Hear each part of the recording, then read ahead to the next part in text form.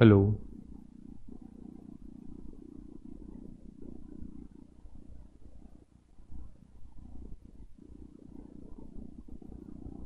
Hello.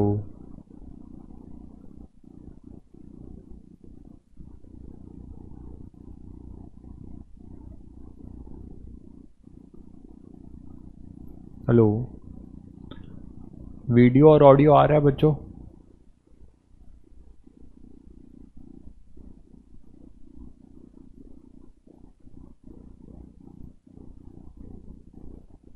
Hello. आवाज़ सुनाई दे रही है आप लोगों को? आई थिंक हम लोग लाइव हो चुके हैं।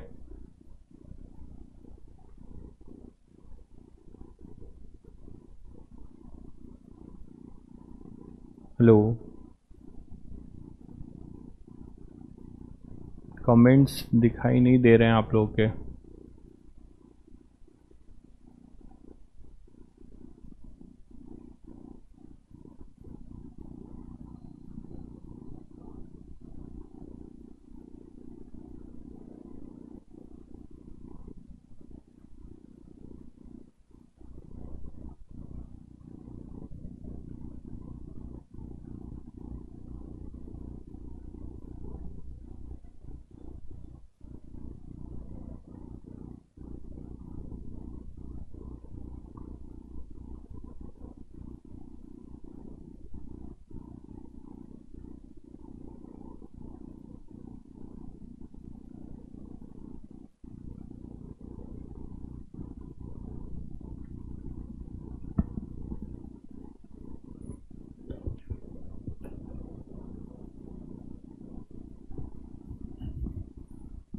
हेलो। वीडियो ऑडियो आ रहा है बेटा आप लोगों को?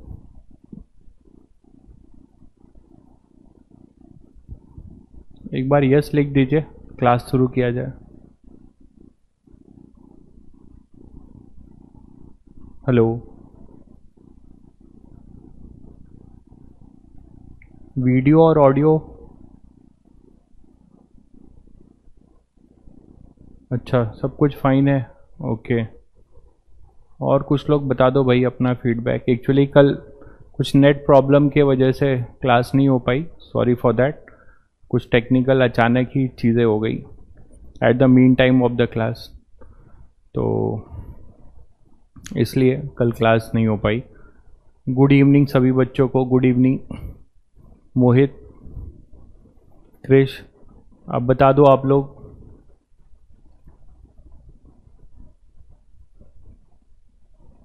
फाइन है, ओके ओके।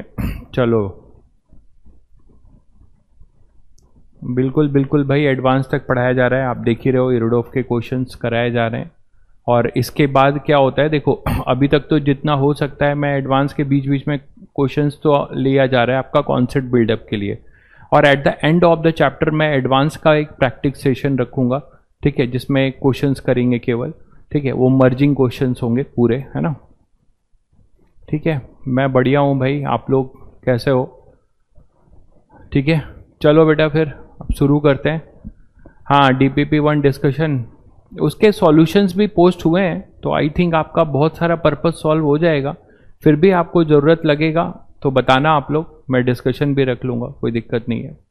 ठीक है, तुम लोग को होमवर्क दिया था, बहुत अच्छे अच्छे क्वेश्चन थे एडवांस लेवल के DPP में। ठीक है, DPP में होमवर्क दिया था एडवांस लेवल के, बहुत अच्छे अच्छे क्वेश्चन थे। आई थिंक बच्चों ने ट्राई किए होंगे, और उसको एक बार अटेम्प्ट नहीं होता तो दोबारा अटेम्प्ट करिएगा, उस समय नहीं, अगले दिन। ठीक है, जितना स्ट्रगल करोगे क्वेश्चंस पे उतना ज़्यादा जो है कॉन्फिडेंट गेन करोगे। ठीक है, तो उसको डिस्कस भी करेंगे हम लोग। ठीक है, नो प्रॉब्लम। चलिए आगे बढ़ते हैं। तो हमारा नेक्स्ट है इलेक्ट्रिक फील्ड के बारे में हमने देखा। Good evening, good evening. चलिए अब क्लास करते हैं, है ना? 5 मिनट हो गए, अब क्लास करते हैं।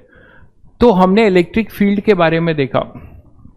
इलेक्ट्रिक फील्ड जो है पॉइंट चार्ज के लिए देखा, उसका एक्सपीरियंस किया। कंटिन्यूअस चार्ज डिस्ट्रीब्यूशन के लिए देखा, है ना? अब हम ये चीज बताओ कि कोई भी चार्ज पार्टिकल है, उसके पास जो है तुम पॉकेट में कोई चार्ज लेके गए, मान लो तुम्हारे पॉकेट में कोई दूसरा चार्ज है, तुम उसके सराउंडिंग या उसके क्लोज विसिनिटी पे गए, तो उस तुम्हें तो नहीं बट उस चार्ज को कुछ फील होगा जो पॉकेट में है, रिपल्शन या फिर, ठीक है, रिपल्शन या फिर अट्रैक्शन, डिपेंडिंग अपॉन कि चार्जेस कैसे हैं। तो ये जो फीलिंग है इसको हम क्या करते हैं, हम देखना चाहते हैं, थोड़ा सा फील करना चाहते हैं। तो हमने क्या किया, एक पिक्चोरियल, ध्यान से सुनिएगा, एक पिक्चोरियल जो है, अब चैट बंद कर दीजिए, पढ़ाई करिए। तो अब एक पिक्चोरियल रिप्रेजेंटेशन के फॉर्म में हमने इलेक्ट्रिक फील्ड को रिप्रेजेंट करने का ट्राई मारा, ठीक है। पिक्चोरियल रिप्रेजेंटेशन के फॉर्म में इलेक्ट्रिक फील्ड को हमने क्या किया, रिप्रेजेंट करना चाहा कि भाई चलो एक चार्ज है, उसकी इलेक्ट्रिक फील्ड लाइंस कैसी हो सकती हैं। But remember one thing, these lines are not actually existing, just like magnetic field lines. Magnetic field lines हमारी एक्चुअली एग्जिस्ट करती हैं। आपको पता है अर्थ की मैग्नेटिक फील्ड होती है नॉर्थ पोल से साउथ पोल की तरफ, और वो क्लोज लूप बनाते हुए फिर अंदर साउथ से नॉर्थ को जाती है। But in electric field there is no as such line जो आपको दिखेगी, लेकिन हम उसे समझने के लिए एक पिक्चोरियल रिप्रेजेंटेशन के फॉर्म में लिखते हैं, और उसी को हम कहते हैं इलेक्ट्रिक फील्ड लाइंस। तो हमारा आज का चैप्टर वही होगा, इलेक्ट्रिक फील्ड लाइंस, ठीक है। तो इलेक्ट्रिक फील्ड लाइंस हमारा वही चैप्टर है। कुछ थ्योरेटिकल बातें जो जल्दी से रिकैप करते हैं। इलेक्ट्रिक फील्ड लाइंस को आप क्या बताओगे? माइकल फैराडे ने इसका जो है आइडिया दिया था हमें, ठीक है, कि हम कैसे जो है एक पिक्चोरियल रिप्रेजेंटेशन बना सकते हैं इलेक्ट्रिक फील्ड लाइन का, ठीक है। अब देखिए, a line of force is an imaginary curve, जो मैं आपको बता रहा था कि इसमें सबसे बड़ी बात है कि ये जो लाइंस हैं, these lines are not actual, ये इमेजिनरी कर्व है, हमने बनाए हैं, ठीक है। ये कर्व हमने बनाए हैं, और किस लिए बनाए हैं? ये कर्व हमने बनाए हैं इलेक्ट्रिक फील्ड के पैटर्न को समझने के लिए, ठीक है। तो a line of force is an imaginary curve. उससे इंपॉर्टेंट बात क्या है, ध्यान से सुनो, जो तुम्हें ये बताने वाली है कि there is a difference between electric field and electric field lines. बच्चे सब दोनों को एक मान लेते हैं, इलेक्ट्रिक फील्ड को भी और इलेक्ट्रिक फील्ड लाइंस को भी।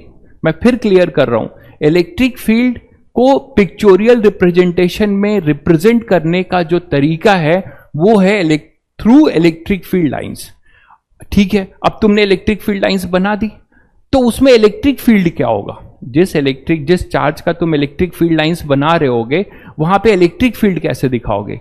तो वो तरीका है tangent to the electric field lines gives the electric field, ठीक है।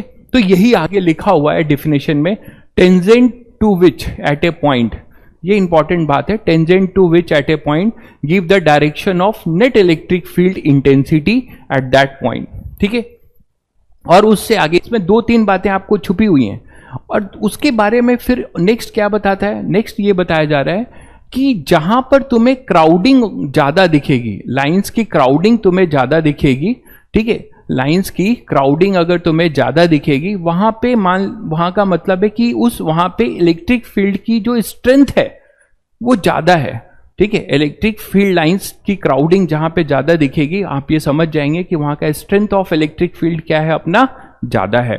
तो देखो वही लिखा हुआ है, number of lines of force per unit area normal to the surface surrounding that point give the magnitude of intensity. तो ये आपको मैग्नीट्यूड ऑफ इंटेंसिटी देता है, ठीक है। जैसे कि देखिए, मान लीजिए इसी में आपको मैं बोलूं कि मैंने क्या किया है, कुछ फील्ड लाइंस, एक फील्ड लाइंस ऐसे बना दी, कोई भी फील्ड लाइन है, ठीक है। अब इसमें जो पहला पॉइंट है उसमें आपको बोला जाए कि किसी चार्ज का ये फील्ड लाइंस है, this is field line, this is electric field lines, ठीक है। देखो ये इलेक्ट्रिक फील्ड लाइंस है। अब मैं बोलूं कि ठीक है, जो भी फील्ड लाइंस है, आप बताओ कि यहां पर इस जो भी फील्ड लाइंस है, किसी न किसी चार्ज का ये फील्ड लाइन होगा, तो मुझे बता दो कि इस P पॉइंट पे इसकी डायरेक्शन क्या होगी इलेक्ट्रिक फील्ड की। तो इसकी जो डायरेक्शन होती है वो आपने अभी पढ़ा, कैसे निकालोगे? इस पे क्या खींचोगे? टेंजेंट, है ना। तो इस पे जो टेंजेंट होगा तुम्हारा इस तरीके से, तो ये जो आपको देगा, ये क्या देगा? E at P। तो तुमने समझा कि फील्ड लाइंस ये है, और उसके फील्ड लाइंस के किसी पॉइंट पे आपको अगर इलेक्ट्रिक फील्ड लिखनी है, ठीक है, उसको मार्क करना है इलेक्ट्रिक फील्ड को, तो ये जो पॉइंट P पे आप टेंजेंट खींचोगे, तो ये जो टेंजेंट होगा,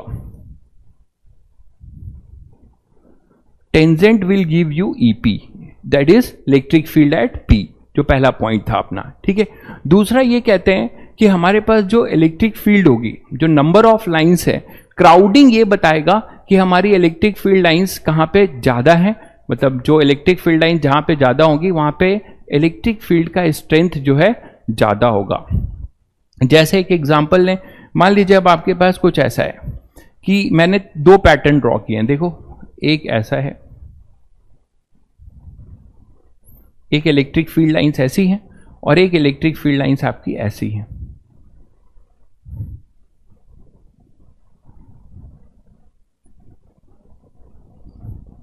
ठीक है, दो मैंने पैटर्न ड्रॉ किए हैं इलेक्ट्रिक फील्ड लाइंस के। अब तुम लोग देख के बता सकते हो कि यहां पर देखो इक्वल स्पेसिंग है, स्पेसिंग जो है इक्वल है ना, इक्वल दिख नहीं रहा है, तो इक्वल थोड़ा बनाने की कोशिश करते हैं। तो यहां पर इक्वल स्पेसिंग की फील्ड लाइंस हैं। ठीक है, अब मैं तुम्हें यहां पर दो पॉइंट देता हूं, ए और यहां पे देता हूं बी। ठीक है, ये फील्ड लाइन है। ठीक है, दिस इज फील्ड लाइन और ये भी फील्ड लाइन है किसी न किसी इलेक्ट्रिक फील्ड का, तो ये भी फील्ड लाइंस है। तो अब इन दोनों को देखकर तुम क्या प्रिडिक्ट कर पा रहे हो? यहां पे भी एक पॉइंट है ए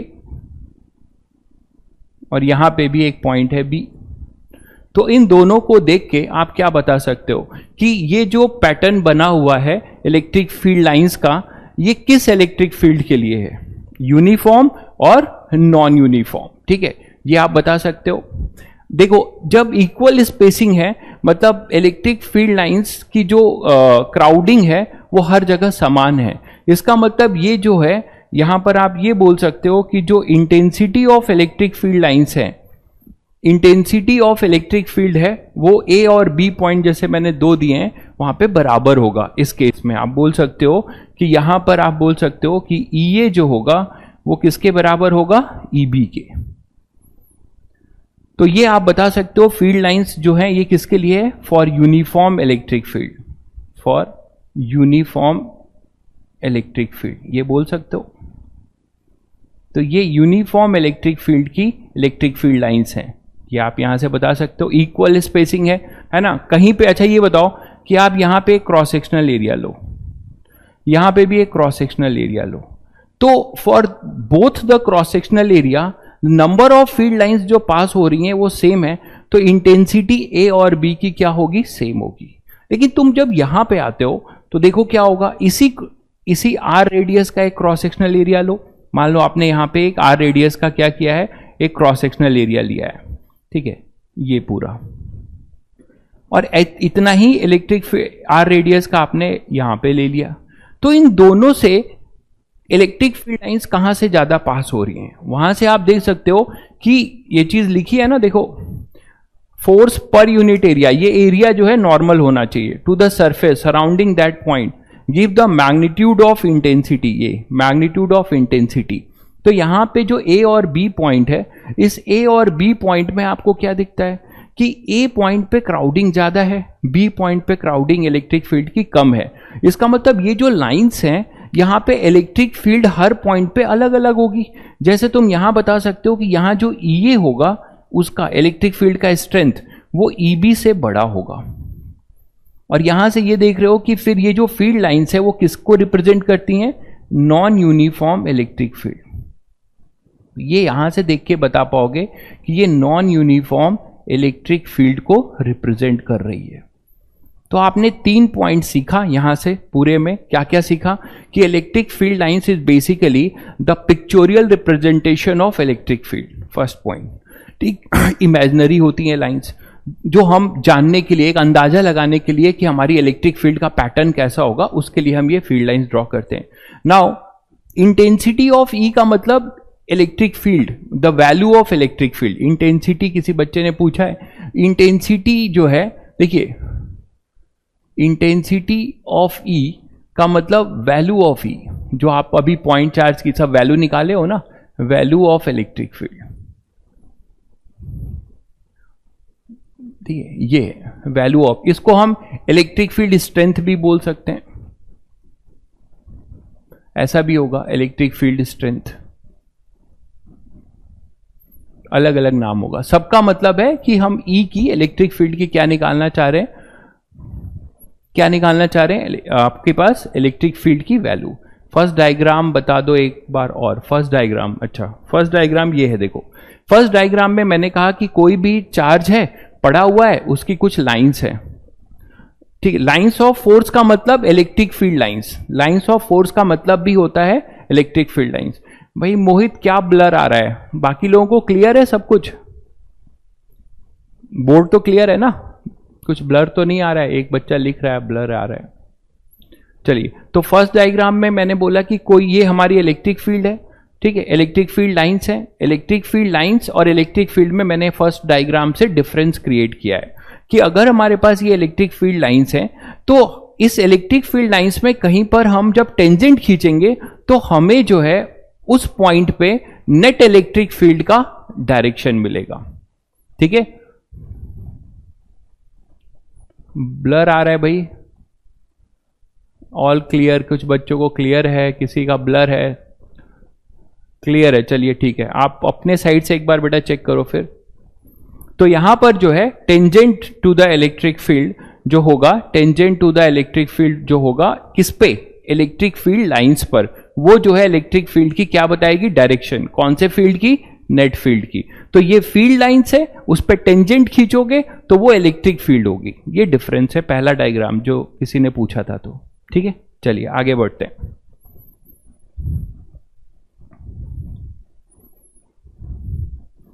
ठीक है, नेक्स्ट पॉइंट है अपना कुछ प्रॉपर्टीज, फील्ड लाइंस की कुछ प्रॉपर्टीज हमें जाननी है। पहली बात ये जान लीजिए, जो तुम लोगों को मैंने electric field start point charge की जब मैंने फील्ड बताई थी तो भी बताया था कि जो इलेक्ट्रिक फील्ड है उसका जो पॉजिटिव चार्ज है वो हमारा क्या है, सोर्स, वो क्या है, सोर्स ऑफ इलेक्ट्रिक फील्ड। और नेगेटिव चार्ज क्या है, याद करो तुम लोगों को बताया था, सिंक। सिंक का मतलब इलेक्ट्रिक फील्ड लाइंस वहां पे आके, सिंक देखे हो जहां बर्तन धोते हैं, किचन रूम में सिंक होता है, सारा पानी को क्या करता है, वो सोक कर लेता है, तो इसीलिए उसको मैंने सिंक बोल दिया जिससे आप समझ पाओ। तो कहीं पे नेगेटिव चार्ज होगा तो सराउंडिंग की सारी इलेक्ट्रिक फील्ड लाइंस उसमें कन्वर्ज होंगी, मतलब वो उसको सिंक कर रहा होगा, ठीक है, अपने में समाहित कर रहा होगा, एब्जॉर्ब कर रहा होगा। तो ठीक है, तो अब देखो वही चीज बोला गया है, they originate from positive charge. पहली प्रॉपर्टी हमारी ये है, they originate from positive charge and terminate to negative charge. Electric field का सोर्स कौन होगा, पॉजिटिव चार्ज। सिंक कौन होगा, या वो कहां टर्मिनेट होंगी, निकलेंगी कहीं से तो कहीं पे जाके उनका अंत होगा, कहीं पे जाके वो टर्मिनेट होंगी। then our positive charge will be a source of electric field and our negative charge will be a sink of electric field. This is the first property. Number of lines originating or terminating on a charge is proportional to the magnitude of charge. ये तो मैंने आप लोगों को बताया है, ये चीज कुछ यहाँ फालतू सी आ गई है, इसे हटा रहा हूँ, ये कुछ भी नहीं है, प्रिंटिंग मिस्टेक है, ठीक है। तो नंबर ऑफ लाइन्स ओरिजिनेटिंग और टर्मिनेटिंग ऑन ए चार्ज, अब चार्ज जो है, कितनी नंबर ऑफ फील्ड लाइंस जो है किसी चार्ज से निकल रही हैं, ज्यादा नंबर ऑफ फील्ड लाइंस निकल रही हैं तो आप समझ लोगे कि भाई उसका मैग्नीट्यूड क्या है, ज्यादा है, ठीक है। जो अगर ज्यादा जो है, ज्यादा आपके पास अगर चार्ज है तो फील्ड लाइंस की क्राउडिंग ज्यादा होगी, चाहे वो नेगेटिव हो चाहे पॉजिटिव हो। तो वही चीज लिखा हुआ है कि नंबर ऑफ लाइंस ओरिजिनेटिंग और terminating on a charge is proportional to the magnitude of charge. Electric field lines are associated with a body which encloses a charge. तो चार्ज से एसोसिएटेड होती है इलेक्ट्रिक फील्ड लाइंस। तो I think इस point में बहुत कुछ समझना नहीं है, ये चीज आपको समझ में आ रही है। पॉजिटिव चार्ज है, ये एक्स है, ये क्या है, अपना सोर्स है,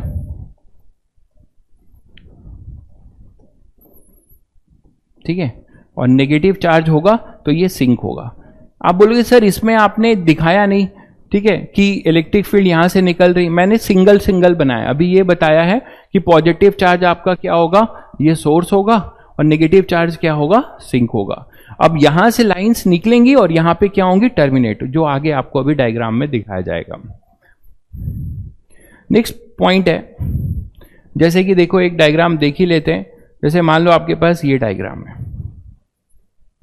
ठीक है, तो अब यहां पे देखो ये एक आइसोलेटेड है, ये आइसोलेटेड है अपना पॉजिटिव, तो यहां से रेडियली आउटवर्ड जा रही है। अब यहां पे दो आ गए, एक पॉजिटिव है नेगेटिव। तो यहां से तुम लोगों को दिख रहा होगा कि जो पॉजिटिव चार्ज से इलेक्ट्रिक फील्ड लाइंस क्या हो रही हैं, निकल रही हैं, और नेगेटिव है, ये नेगेटिव है यहां पे, ठीक है। माइनस क्यू लिखा हुआ है, इसको साइन को भी ऐसे कर लीजिए, ये नेगेटिव है, ठीक है, और ये भी अपना नेगेटिव है। तो यहां पर आपके पास नेगेटिव में जाके जो है हमारी क्या हो रही है, टर्मिनेट हो रही है, जो आपको मैंने अभी दिखाया इंडिविजुअली। अब अगर मान लो इसको लोगे, इसको हम आगे जाके पढ़ेंगे, ये इसको हम कहते हैं डाइपोल, ये हम आगे जाके पढ़ेंगे। Two equal and opposite charges separated by a very small distance. तो कहीं ऐसा ना हो कि आपको पूछ ले, तो डाइपोल, इसी सेटअप को हम क्या बोलते हैं, डाइपोल। अब जो तुमने यहां पर पढ़ा है उसको यहां अलाउ करते हैं। मान लीजिए फिर बच्चों को मैं समझा रहा हूं कि फील्ड लाइंस और फील्ड में क्या अंतर है। जैसे कि मान लो मैं तुम्हें बोलूं कि यहां पर मुझे फील्ड चाहिए, ध्यान से देखना, इस लाइन पे मैंने एक पी पॉइंट लिया, मुझे यहां पर क्या चाहिए, फील्ड चाहिए। तो मैं क्या करूंगा, ध्यान से देखो, अब ये जो फील्ड होगी, यहां कितने चार्ज हैं सराउंडिंग में, दो चार्ज हैं, एक पॉजिटिव एक negative. Now you people are comfortable enough to write the electric field of point charge. आप पॉइंट चार्ज का क्या कर सकते हो, फील्ड लिख सकते हो। सुपरपोजिशन आता है आपको कि एक का होगा दूसरे का होगा फिर नेट होगा। तो देखो इस पॉजिटिव चार्ज का जो फील्ड होगा वो कुछ ऐसा होगा, अवे होगा इसके, ऐसा होगा, देखो। और इस नेगेटिव चार्ज का जो फील्ड होगा वो ऐसा होगा, इसकी तरफ होगा। तो ये जो मैं फील्ड बना रहा हूं, ये हुआ E due to plus Q, हुआ कि नहीं बताओ, रेडियली आउटवर्ड। और ये जो हुआ यहां पर, ये हुआ E due to minus Q, ध्यान से देखिएगा, ठीक। अब ये जो टेंजेंट है वो क्या देगा, वो जो टेंजेंट है वो आपको दे रहा है, देखो इनका जो रिजल्टेंट होगा वो कुछ ऐसा होना चाहिए जो इस पर क्या आ जाए, टेंजेंट, ठीक है। इनका जो रिजल्टेंट होगा,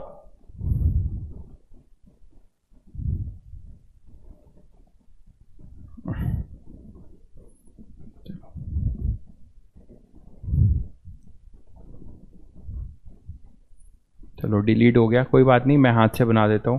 तो इनका जो टेंजेंट होगा, देखो ये पॉजिटिव चार्ज था,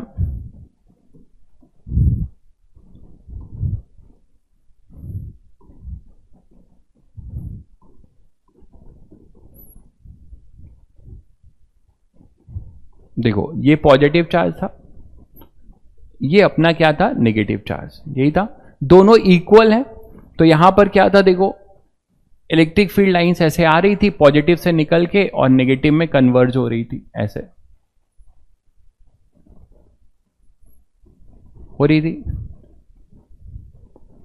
और कुछ यहां से निकल रही हैं फिर इधर आएंगी, मैंने वो बना नहीं रहे, ऐसा है। एरो इसके पॉजिटिव के लिए अवे होगा और नेगेटिव के लिए ऐसे टर्मिनेट करेगा, है ना, ये हो गया, यही बना था डायग्राम। अब देखो यहां पे मैं आपसे ये कह रहा था कि मान लो यहां पे हम एक पॉइंट लेते हैं P, तो ये जो P पॉइंट है इसके लिए जो ये इलेक्ट्रिक फील्ड होगी,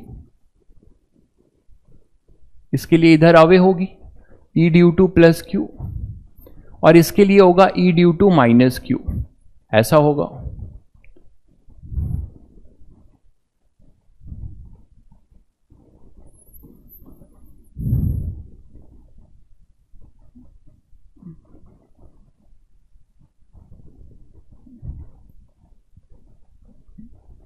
E due to minus Q, देखो ऐसा होगा। तो मेरा कहना है कि जब आप इन पे टेंजेंट खींचोगे तो ये जो टेंजेंट होना चाहिए, ये जो टेंजेंट है इस फील्ड लाइंस पे, ये टेंजेंट ऐसा होगा, देखो यही होगा ना टेंजेंट इस पे।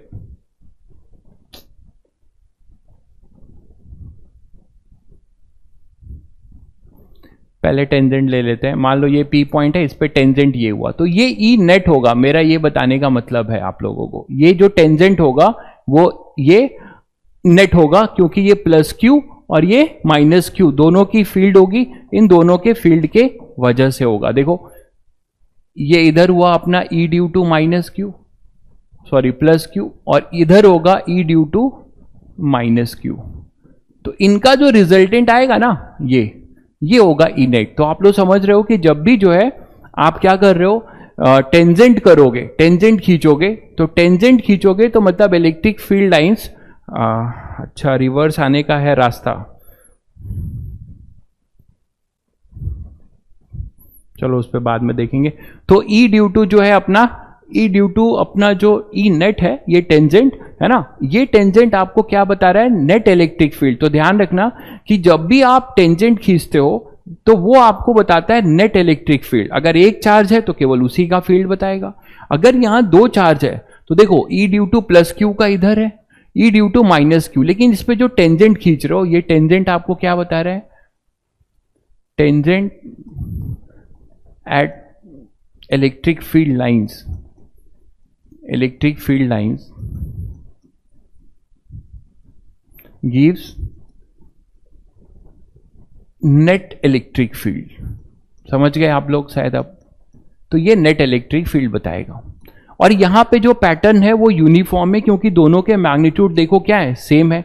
अब मान लो मैग्नीट्यूड अलग हो गए, मान लो मैग्नीट्यूड हमारे अलग हो गए, जैसे कि अगर मैं ये दोनों को जो है एक को माइनस क्यू ले लूं और एक को प्लस क्यू ले लूं, ऐसा कुछ देखो, मान लो एक प्लस क्यू है और एक अपना माइनस टू क्यू है। अब इसकी हमें फील्ड लाइंस बनानी है, ठीक है। अब इसकी जो फील्ड लाइंस बनेगी उसमें कुछ ऐसा बनाओगे जिसमें कि जो क्राउडिंग है, मैंने अभी बताया था कि जहां से इलेक्ट्रिक फील्ड लाइंस निकलेंगी या जहां पे अंदर को जाएंगी वो किस पे डिपेंड करेगा, मैग्नीट्यूड ऑफ चार्ज पे, ठीक है, मैग्नीट्यूड ऑफ चार्ज पे। तो यहां पे प्लस क्यू से निकलेगी और माइनस क्यू में जाएगी, मतलब कुछ ऐसा देखो। तो ये जो क्राउडिंग होगी कुछ ऐसी होगी, आपको कुछ यहां ऐसा बनाना होगा जहां पे फील्ड लाइंस यहां पे जिसकी क्राउडिंग आपको ज्यादा दिखे, कन्वर्जन इसका जो है ज्यादा कन्वर्ज हो, ऐसी होगी देखो, ठीक है।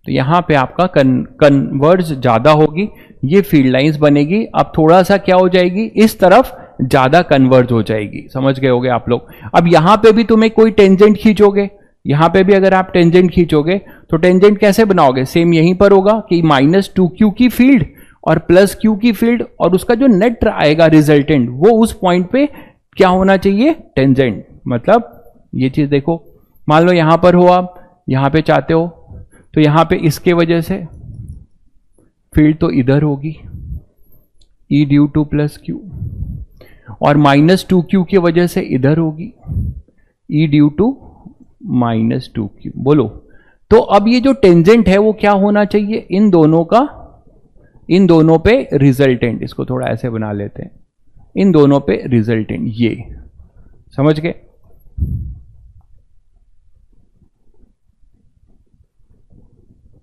ये हो जाएगा।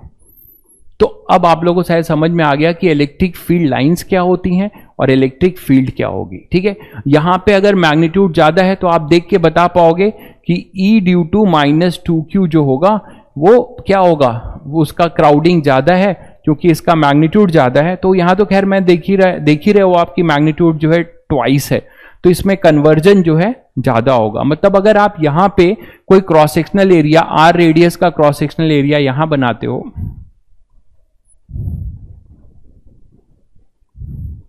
कोई आर रेडियस का क्रॉस सेक्शनल एरिया आप यहां बनाते हो, है ना, तो उससे जो फील्ड लाइंस होंगी वो ज्यादा पास होती हुई दिखाई देंगी आपको इन कंपैरिजन टू यहां पर। मतलब अगर आप यहां पे आर रेडियस का, ये आर रेडियस का यहां बना रहे हो और आर रेडियस का यहां बना रहे हो, तो दोनों से जो फील्ड लाइंस होंगी वो किस क्रॉस सेक्शन से ज्यादा होंगी, जहां पे मैग्नीट्यूड ज्यादा होगा। जहां पर सर अगर ज्यादा पर field tangent parallel to Q और क्यू, वहां पर नहीं समझ में आ रहा है क्या डाउट पूछ रहे हैं आप, ठीक है। मैंने ये बताया कि टेंजेंट जो है जहां पे क्राउडिंग ज्यादा है वहां पे कन्वर्जन ज्यादा होगा, वो ज्यादा कन्वर्ज होंगी, ठीक है।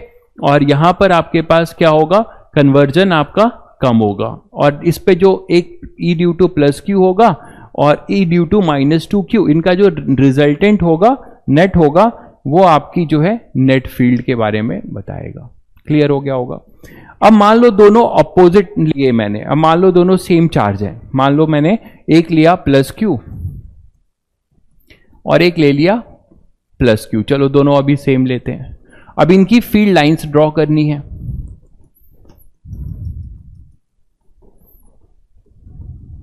ठीक है, तो अब यहां पे फील्ड लाइंस क्या होंगी बताओ।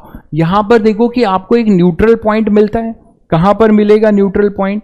ये मान लो d डिस्टेंस पर है, तो इसका जो परपेंडिकुलर बाइसेक्टर होगा, ध्यान से देखिएगा, d/2 पे, ये तो आप लोग समझ पा रहे हो, इस पूरे पॉइंट पे नेट फील्ड हमेशा जीरो होने वाली है। मानते हो कि नहीं? क्यों?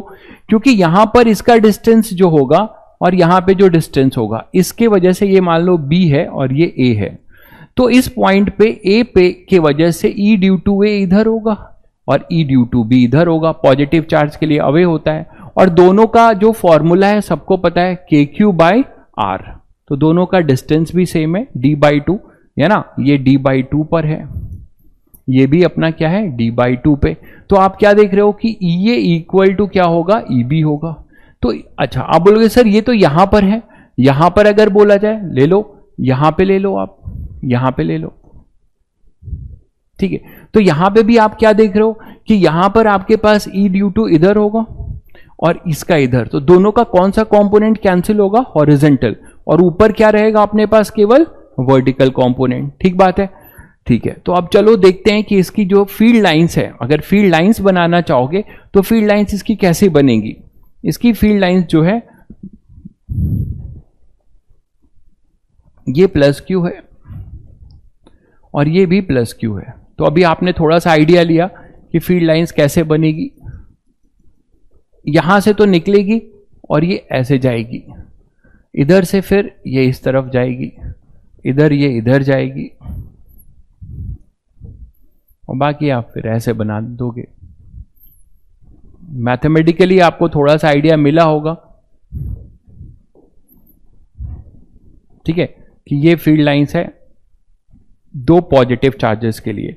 यहां पर फील्ड लाइंस मैंने y एक्सिस की तरफ जा रहे हैं, तो देखो कन्वर्ज हो रहा है। इसका रीजन देखो, ये ओरिजिन ले लो, आप इसे ओरिजिन ले लो और इसे r डिस्टेंस ले लो। तो बहुत सिंपल सी बात है। इलेक्ट्रिक फील्ड अगर आप लिखना चाह रहे हो, यहां प्लस क्यू है ना, ये ओरिजिन पे जो ये y एक्सिस है यहां पे, ठीक है, तो किसी जनरल पॉइंट पे अगर आप r डिस्टेंस, ये प्लस क्यू से ओरिजिन कितनी दूरी पे है, r डिस्टेंस पे, तो E क्या हो जाएगा, KQ/R²। और R जो है, धीरे धीरे R को छोटा करो, मेरी बात सुनो, प्लस क्यू को ओरिजिन की तरफ ले आओ, प्लस क्यू को ओरिजिन की तरफ ले आओ, तो Q क्या होगा, when R tending to 0 then E tending to what, infinity. मानते हो कि नहीं? when R टेंडिंग टू 0 तो 1/0 क्या हो जाएगा, इंफिनिटी को। इसीलिए हम जब Q चार्ज जो है ओरिजिन पे लाके रख दोगे, इस चार्ज को, इस Q चार्ज को ओरिजिन पे लाके रख दोगे, तो ये इलेक्ट्रिक फील्ड इंफिनिटी को टेंड करेगी। मानते हो? और इधर भी रख दोगे तो ये वही होगा। इसीलिए ये y एक्सिस पे इंफिनिटी को टेंड कर रहा है। इसको हम आगे जाके एसिम्टोट्स बोलते हैं, कि कट नहीं करते हैं, y एक्सिस को कट नहीं करेगा, टेंडिंग टू क्या करेगा, 0। तो जैसे जैसे r क्लोज लाओगे, इलेक्ट्रिक फील्ड जो है y एक्सिस को टेंडिंग टू 0 करेगा। ठीक है, तो ये प्लस क्यू है। अब मान लो इसी में आपके पास एक चार्ज जो है आपका डाइपोल का, तो मैंने आपको बता ही दिया, नेगेटिव होंगे तो क्या होगा, नेगेटिव होंगे तो कर लोगे, बस एरो चेंज होगा। ये एरो जो है क्या हो जाएगा, इस प्लस क्यू और इस प्लस क्यू की जगह पे माइनस क्यू होगा, तो उसकी तरफ आ जाएंगे, वो सिंक करेंगे, बाकी पैटर्न वही रहेगा। समझ गए सब लोग? चलिए, तो नेक्स्ट प्रॉपर्टी देखते हैं, लाइंस ऑफ फोर्सेस जो है। अगर हम कंडक्टर की बात करें, कंडक्टर तो हमारा एक पूरा सेपरेट चैप्टर है, उसको हम अलग से लेंगे, बट इलेक्ट्रिक फील्ड लाइंस की बात आई थी तो थोड़ा सा इसका चर्चा कर लेते हैं। Lines of forces exist only where there is an electric field. अगर इलेक्ट्रिक फील्ड ही नहीं रहेगा तो आप इलेक्ट्रिक फील्ड लाइंस बना के क्या करोगे, किसके लिए बनाओगे?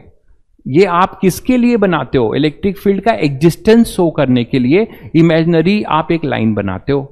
अगर मान लो इलेक्ट्रिक फील्ड है ही नहीं वहां पर, जैसे अभी आपने देखा था कहां पे, इसी 2+q के बीच में ओरिजिन पे इलेक्ट्रिक फील्ड 0 था, इधर भी अवे और इधर भी अवे, KQ/R², KQ/R², वो कैंसिल हो गए थे। तो वहां पे जब इलेक्ट्रिक फील्ड आपका 0 था, ठीक, तो आपने इसीलिए वाई एक्सिस पे कोई भी लाइंस टच नहीं कराया था, वो टेंड कराया था। उसी तरीके से ध्यान रखिएगा कि जब भी इलेक्ट्रिक फील्ड लाइंस जहां पर नहीं है, तो हमारी इलेक्ट्रिक फील्ड लाइंस नहीं है, इसका मतलब क्या हुआ इनडायरेक्ट वे में, कि हमारा वहां पर इलेक्ट्रिक फील्ड नहीं है। वही चीज लिखी हुई है। तो ये काम कहां के लिए होता है, कंडक्टर, और कंडक्टर के कहां पर होता है, इनसाइड। अभी इतना जान लीजिए क्यों होता है, हम कंडक्टर में पढ़ेंगे कि कंडक्टर की एक प्रॉपर्टी होती है कि जब आप उसको चार्ज दोगे, मैंने पहले दिन भी बताया था, कंडक्शन जब बताया था, कि जब आप एक चार्ज दोगे तो वो सारा चार्ज कंडक्टर पे आके क्या होता है, इक्वल, मतलब क्या करता है, वो डिस्पर्स करता है to make the surface to become equipotential. उस पर हम आगे आएंगे, कंडक्टर की प्रॉपर्टी जब पोटेंशियल पढ़ लेंगे तब। अभी आपको इतना जानना है कि कोई कंडक्टिंग बॉडी है, उसके अंदर फील्ड हमेशा 0 होता है। जब फील्ड 0 होगा तो आप कभी भी इलेक्ट्रिक फील्ड लाइंस उसके अंदर नहीं दिखाओगे। अभी आपको इतना जानना है, ठीक है, वही चीज है। तो मान लीजिए हमारे पास लाइंस ऑफ फोर्सेस और लीव ए कंडक्टर। दूसरा इंपॉर्टेंट पॉइंट है कि जो लाइंस ऑफ फोर्सेस हैं वो कंडक्टर को हमेशा नॉर्मली लीव करेंगे। ये बहुत इंपॉर्टेंट बात है, इसको थोड़ा समझते हैं। देखो, मान लीजिए हमारे पास क्या है कि कोई इलेक्ट्रिक फील्ड, किसी आइसोलेटेड कंडक्टर की बात करें,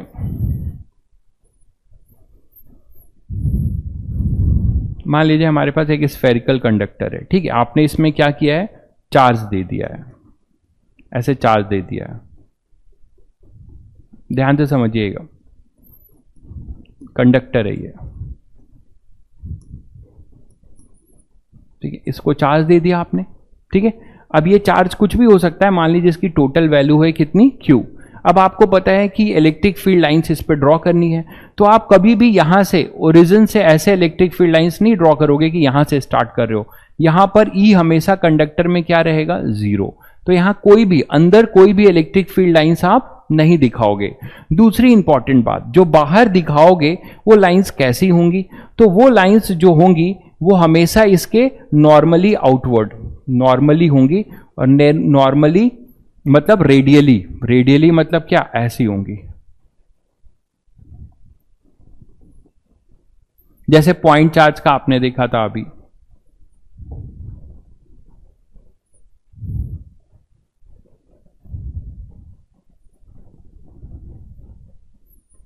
ठीक है। तो यहां पर हमारी जो फील्ड लाइंस होंगी वो फील्ड लाइंस हमारी कैसी होंगी, हमेशा इस तरीके से होंगी कि ये डायरेक्ट जो है सेंटर से पास हो। आपको पता है कि नॉर्मल हमेशा कहां से पास होगा, सेंटर से। अच्छा, ये डॉटेड दिखाने का ये मतलब मत समझ लेना यहां फील्ड लाइंस है तो कंफ्यूज हो जाओगे, तो इसको मैं हटा ही देता हूं।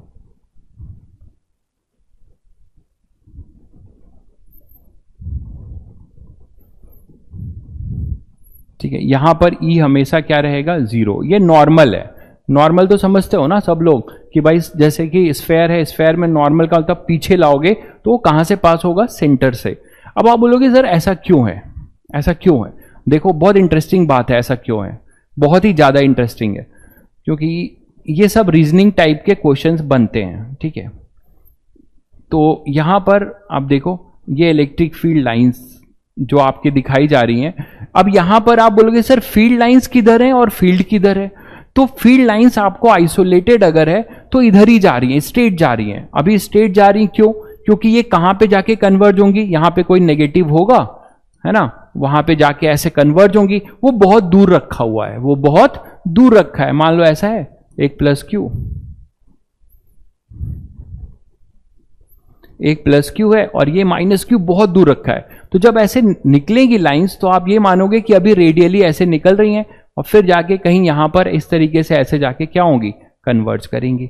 समझ गए। तो अभी मैं केवल ये दिखा रहा हूं कि फील्ड लाइंस हमारी एक आइसोलेटेड कंडक्टर के लिए ऐसी हैं रेडियली। तो जो यहां पर इलेक्ट्रिक फील्ड लाइंस हैं वही इलेक्ट्रिक फील्ड है, क्योंकि दोनों कैसी हैं, स्ट्रेट है। इस पे स्ट्रेट लाइन पे टेंजेंट खींचोगे, स्ट्रेट लाइन पे अगर टेंजेंट खींचोगे तो क्या हो जाएगा अपना, इनसाइड में इलेक्ट्रिक फील्ड 0 क्यों है, देखिए इसका रीजन जो है गॉस लॉ से पता चलेगा आपको, अभी उस पे मत जाइए। कंडक्टर है, ये कंडक्टर लिख दिया है, तो कंडक्टर पे आप इतना जानिए कि चार्ज अंदर नहीं होता तो उसकी कोई फील्ड नहीं होती, अभी आप इतना जान लीजिए। तो इलेक्ट्रिक फील्ड लाइंस जो है किसी स्ट्रेट लाइन पे, ये फील्ड लाइंस है, इसी पे टेंजेंट खींचोगे तो टेंजेंट भी जो है जो आएगा वो ऐसा ही आएगा, तो यही इलेक्ट्रिक फील्ड भी होगी, है ना। एक स्ट्रेट लाइन पे टेंजेंट, स्ट्रेट लाइन पे टेंजेंट स्ट्रेट लाइन के लॉन्ग ही होगा। तो मेरा आपसे ये कहना है कि ये हमेशा नॉर्मल होगा, ठीक। उसका रीजन सुनो क्यों। आपने इस पूरे चैप्टर में क्या पढ़ा है, इलेक्ट्रोस्टैटिक, ठीक बात है। तो इलेक्ट्रोस्टैटिक का क्या मतलब है कि जो चार्जेज होंगे वो हमेशा रेस्ट पे रहेंगे।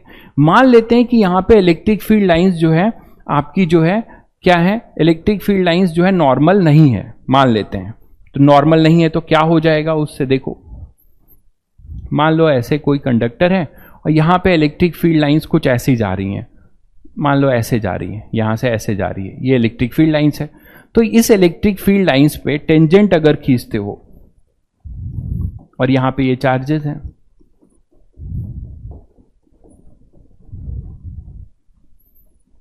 ठीक है। तो यहां पे अगर आप एक टेंजेंट खींचते हो, मान लो, तो इस पे टेंजेंट ऐसा होगा ई, ये इलेक्ट्रिक फील्ड हो गया, ये फील्ड लाइंस हो गई। और यहां पे मान लो कोई आपके पास चार्ज है, कुछ चार्ज है, तो ये फील्ड लाइंस के दो कंपोनेंट होंगे, एक कंपोनेंट टेंजेंशियल होगा ई टेंजेंशियल, और एक हो जाएगा ई नॉर्मल। ध्यान से सुनना, मतलब अगर आपकी इलेक्ट्रिक फील्ड लाइंस आपकी अगर ऐसी हैं जिस पे आप अगर टेंजेंट खींच रहे हो, तो वो टेंजेंट जो इलेक्ट्रिक फील्ड का जो टेंजेंट है वो नॉर्मली नहीं है, रेडियली नहीं है, उसके दो कंपोनेंट हो रहे हैं, है ना। एक ई टेंजेंशियल कंपोनेंट,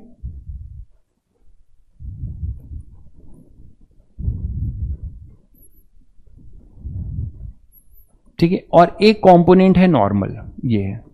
तो अब मुझे बताओ कि ये चार्ज, इसको हम मान लो कुछ Q मान लेते हैं, dQ मान लो, जो भी मान लो, तो ये dQ चार्ज इस इलेक्ट्रिक फील्ड में पड़ा है एक तरीके से, उसके दो कंपोनेंट हैं, एक टेंजेंशियल और एक नॉर्मल। तो इस dQ चार्ज पे बताओ क्या लगेगा, इस dQ या Q चार्ज पे दो फोर्स लगेंगे, एक लगेगा QET टेंजेंशियल और एक लगेगा QE नॉर्मल।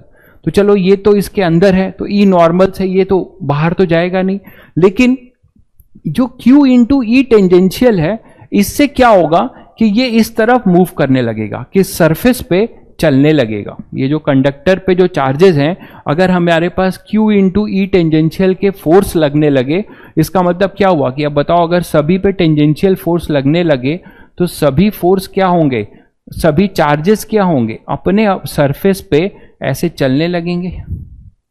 मानते हो कि नहीं, ऐसे सभी चार्जेस जो है इस पे ऐसे चलने लगेंगे, और जब ये चलने लगेंगे तो क्या आ जाएगा, करंट। इतना तो 10th में पढ़ा होगा तुमने कि फ्लो ऑफ चार्ज शुरू हो जाएगा और करंट आ जाएगा। तो क्या ये इलेक्ट्रोस्टैटिक की बात हुई, बताओ ध्यान से, ये कोई इलेक्ट्रोस्टैटिक की बात हुई क्या, नहीं हुई ना। इलेक्ट्रोस्टैटिक का मतलब चार्ज एट रेस्ट, ये चार्ज एट रेस्ट नहीं रहेगा, फिर ये घूमता रहेगा और इस पे करंट आ जाएगा। और क्या तुम कभी ऐसा फील कर पाए हो कि आपको मैं मेटेलिक कंडक्टर हाथ में ला के दे दूं तो आपको करंट या झटका लगेगा, बताओ। ये बहुत कॉन्सेप्चुअल बात है, नहीं लगेगा ना। तो इसका मतलब क्या हुआ, इसका मतलब यही हुआ कि ये चार्जेस अगर इलेक्ट्रोस्टैटिक इक्विलिब्रियम में हैं तो अपने सरफेस पे ऐसे ही पड़े रहेंगे, ये मूव नहीं करेंगे, ये मूव नहीं करेंगे, ठीक है। जब ये मूव नहीं करेंगे तो इसका मतलब हुआ कि इस पे जो फोर्स है वो टेंजेंशियल फोर्स नहीं लगेगा, ठीक है, उस पे टेंजेंशियल फोर्स नहीं लगेगा। मैं फिर बोल देता हूं, अभी फिर बता देता हूं, तो उस पे टेंजेंशियल फोर्स नहीं लगेगा। मैं फिर एक बार रिपीट कर रहा हूं, ध्यान से सुन लीजिएगा। मेरा ये कहना है कि लाइंस ऑफ फोर्सेज इंटर और leave a conducting surface normally, इसका मैं एक्सप्लेनेशन दे रहा हूं, इसी चीज का क्यों ऐसा होता है इसका मैं आपको एक्सप्लेनेशन दे रहा हूं। मैंने एक कंसिडर किया कि यहां पर हमारे पास जो फोर्स है, अगर इलेक्ट्रिक फील्ड लाइंस इधर है, नॉर्मली है, तो उस पर केवल क्या लगेगा, QE का फोर्स नॉर्मल, बोलो। तो QE का नॉर्मल फोर्स केवल लगेगा, वो उसको जो है मूव नहीं करा सकता ना टेंजेंशियल डायरेक्शन में, सरफेस में मूव तो नहीं करा सकता। सरफेस में मूव कौन कराएगा, टेंजेंशियल फोर्स, ठीक। टेंजेंशियली फोर्स लगे तो सारे चार्जेस सरफेस वैसे गोल गोल घूमना शुरू करेंगे सरफेस के लॉन्ग। तो ऐसा कब पॉसिबल है? ऐसा तब पॉसिबल है कि हमारी इलेक्ट्रिक फील्ड लाइंस ऐसे कर्व हो और उस कर्व में ये हमारा ये इलेक्ट्रिक फील्ड लाइंस है,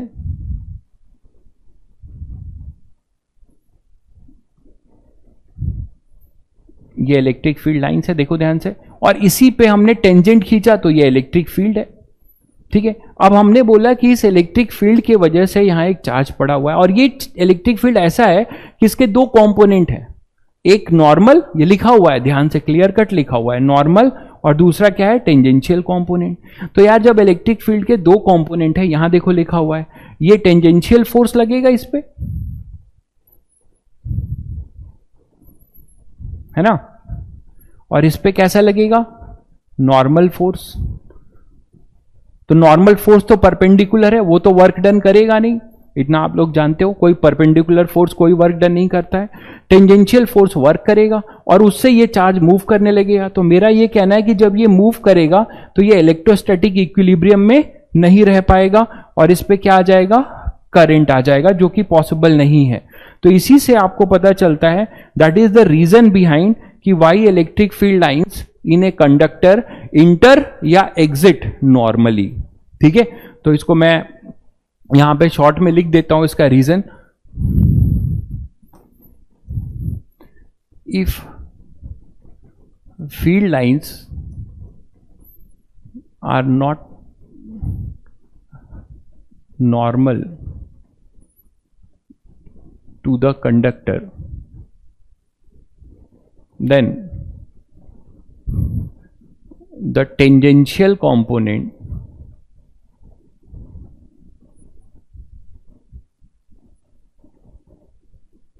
of electric field produces tangential force, है ना, produces tangential force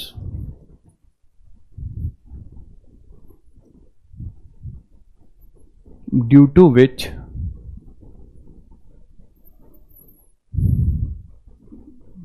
charges on the surface of the conductor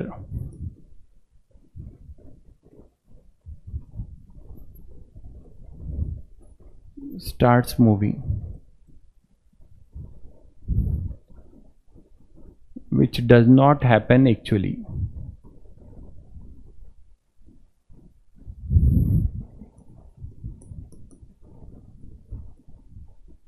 Means no tangential force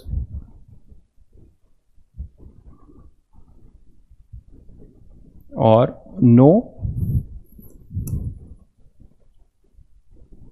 tangential electric field. समझ गए सब लोग? ये इसका एक्सप्लेनेशन है जो मैंने तुम्हें अभी समझाया। और हमारा इलेक्ट्रोस्टैटिक इक्विलिब्रियम जो है वो क्या रहेगा अपना? वो रिस्टोर रहेगा वही इलेक्ट्रोस्टैटिक इक्विलिब्रियम में। इलेक्ट्रोमोटिव फोर्स, बिल्कुल रौनक, क्या नाम है, हाँ रौनक, इलेक्ट्रोमोटिव फोर्स आप कहां चले गए? कुछ आगे चले गए, बैटरी की बात करने लगे। बैटरी के अंदर इलेक्ट्रोड्स होते हैं, कैथोड और एनोड, उन पे इलेक्ट्रोमोटिव फोर्स लगता है। ठीक है, और वो इलेक्ट्रोमोटिव फोर्स नहीं होता। पहले तो मैं ये बता दूं रौनक कि जो इलेक्ट्रोमोटिव फोर्स लिख रहे हो ये आपका फोर्स नहीं होता, ये work done per unit charge होता है। कैथोड से एनोड या एनोड से कैथोड में जो चार्ज का ट्रांसफर होता है उस पे कितना वर्क किया गया, दैट इज इलेक्ट्रोमोटिव फोर्स। वो फोर्स से कंफ्यूज मत होइए कि वो फोर्स होता है। ओके, आई थिंक आप क्लियर हो गए। ठीक है, तो ये मैंने एक बहुत बड़ी बात तुम लोगों को बताई कि कंडक्टर में हमेशा जो इलेक्ट्रिक फील्ड लाइंस क्या होंगी, नॉर्मली इंटर करेंगी और नॉर्मली एग्जिट करेंगी। उसका रीजन आप लोगों को क्लियर हो गया। चलिए नेक्स्ट है कंडक्टर के लिए कि a conductor in electrostatic equilibrium has the following property. Electrostatic equilibrium सबको क्लियर हो गया कि उस पे जो सरफेस पे चार्जेज हैं वो रेस्ट पर रहेंगे, वो मूव नहीं करेंगे। उसको मूव नहीं होने के लिए क्या होगा कि कोई भी हमारे पास क्या होगा, टेंजेंशियल कंपोनेंट नहीं होगा इलेक्ट्रिक फील्ड का, और जब इलेक्ट्रिक फील्ड का कोई टेंजेंशियल कंपोनेंट नहीं होगा तो उस पर कोई भी टेंजेंशियल फोर्स नहीं लगेगा चार्जेस पे, और वो रेस्ट पर पड़े रहेंगे। ठीक है बेटा, चलो आगे बढ़ते हैं। A conductor in electrostatic equilibrium has the following property. पहला आप जान चुके हो, electric field intensity is zero inside the conductor, ये सब आप जान चुके हो, क्योंकि वहां पे कोई भी चार्ज ही नहीं रहता, तो वहां पे हमारे पास इलेक्ट्रिक फील्ड नहीं होंगी, और इलेक्ट्रिक फील्ड लाइंस भी नहीं शो करोगे कभी भी। Just outside a conductor electric field lines are perpendicular to the surface, ये बात भी हम लोगों ने अभी अभी डिस्कस की काफी देर तक। ठीक है, सिंकिंग और originating depending upon the nature of the charges.